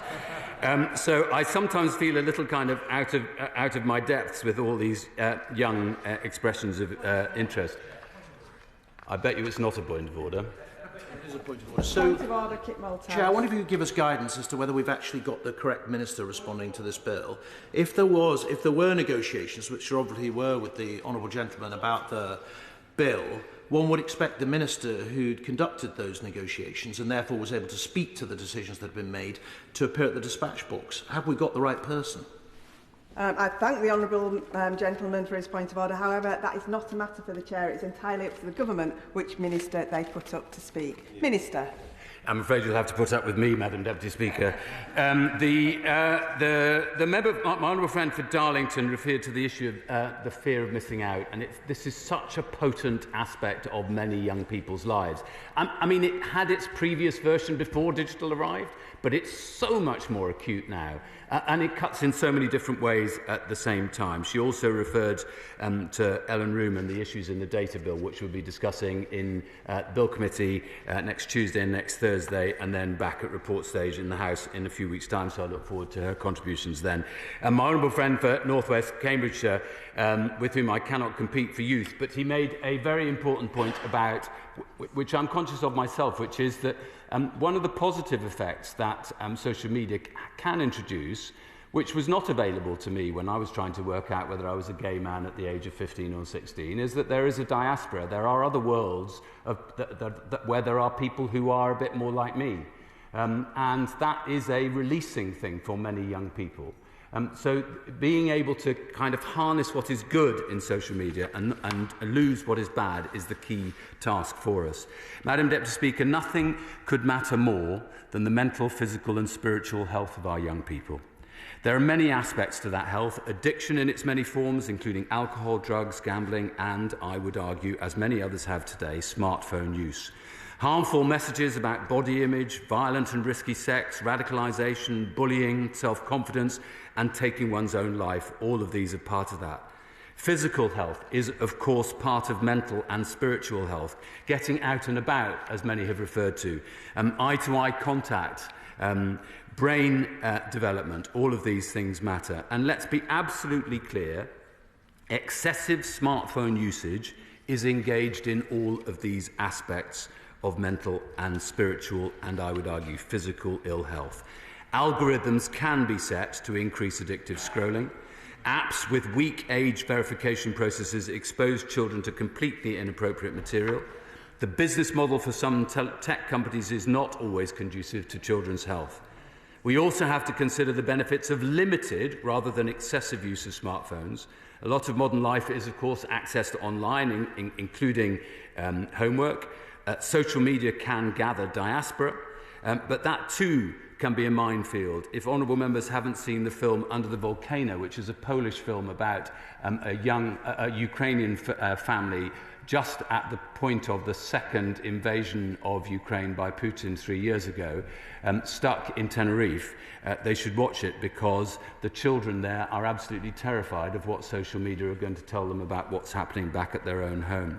I'm also conscious that for some neurodiverse youngsters, social media is absolutely vital means of ensuring their health. We fully recognise the difficulties facing parents, teachers and youth workers, adjudicating rows, as has often been referred to, and of course teachers know that they're only part of a child's life for 20% of their time. So parents and the expectations and the social expectations on parents are just as important as anything else. And I fully recognise the complaint from many young people that I hear regularly in my own constituency: there's nothing else to do round here. 100 years ago, in every one of our constituencies, there would have been youth clubs, there would have been scouts and guides, there would have been lots of different organisations that specifically catered for young people to do active things out of the home. Many of those things barely exist today, and that's part of what we need to look at. Let me talk, Madam Deputy Speaker, specifically about what we will do and what we are doing. First of all, the Online Safety Act. It's called the Online Safety Act 2023. I only wish it had been the Online Safety Act 2020 or 2021 or 2022. It was far too delayed. It's extremely frustrating for us as ministers at the moment that this has taken so long to get to this point. We're working with Ofcom to implement every element of it as fast as we possibly can, but some elements of that are written into the Act itself. The Secretary of State wrote to Ofcom on the 16th of October last year to that effect, that we want to implement everything as fast as we possibly can, whilst taking on board the criticisms that some have made of Ofcom. We also believe, of course, the illegal content codes have now passed parliamentary scrutiny and they will come into force this month. I hope that that will produce some change.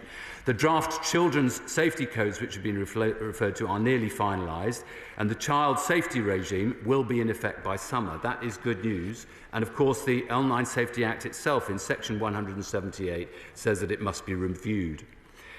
Also, the Department for Science, Innovation and Technology has launched its own feasibility study, which is into the impact of smartphones and social media use. That will report in May of this year. It's been run by the University of Cambridge and a consortium of experts. And the bill, we hope, that has been published today by my honourable friend, will help us build on that feasibility study so that we have all the information that we need to make a considered view. We will work with this on this in roughly the same timetable as is provided in the bill today. And the closer we can get to causal and direct relationship between smartphone usage and mental health issues, and to clear evidence on the best, most effective and most appropriate and proportionate intervention by government, the better. Just in relation to the data bill, because there are further things that we're introducing there, there are new requirements on information society services which are likely to be accessed by children so that they can be protected and supported when they are designing their processing activities. Clause 91, Clause 124 and Clause 81, I think, will make a significant difference. The bill makes recommendations, Madam Deputy Speaker, which very much chime with what we intend to do and are helpful in that direction. Of course we want the Online Safety Act to bed in. Of course we want to implement the data bill and the new provisions there. Of course we want to conduct fuller, more authoritative research and provide clear advice to teachers and parents across the land. Of course this is not the end of the matter. I'd be amazed if there is not further legislation in this area in the coming years. And with that, I commend the campaigners who've made such a strong case to us and via my honourable friend. And I just end with the words from my honourable friend for Kensington and Bayswater. The words of the paediatrician that he referred to are ringing in my mind. There is no option of inaction for this House or for this country. There has to be action, and I'm grateful to the honourable member for introducing his bill today. I beg to move that the debate be now adjourned. The question is that the debate be now adjourned. As many as are of that opinion say aye. Aye. Of the contrary, no. I think the ayes have it. The ayes have it. Debate to be resumed what day? 11th of July. 11th of July. I'll now give a few moments for the front benches to swap over.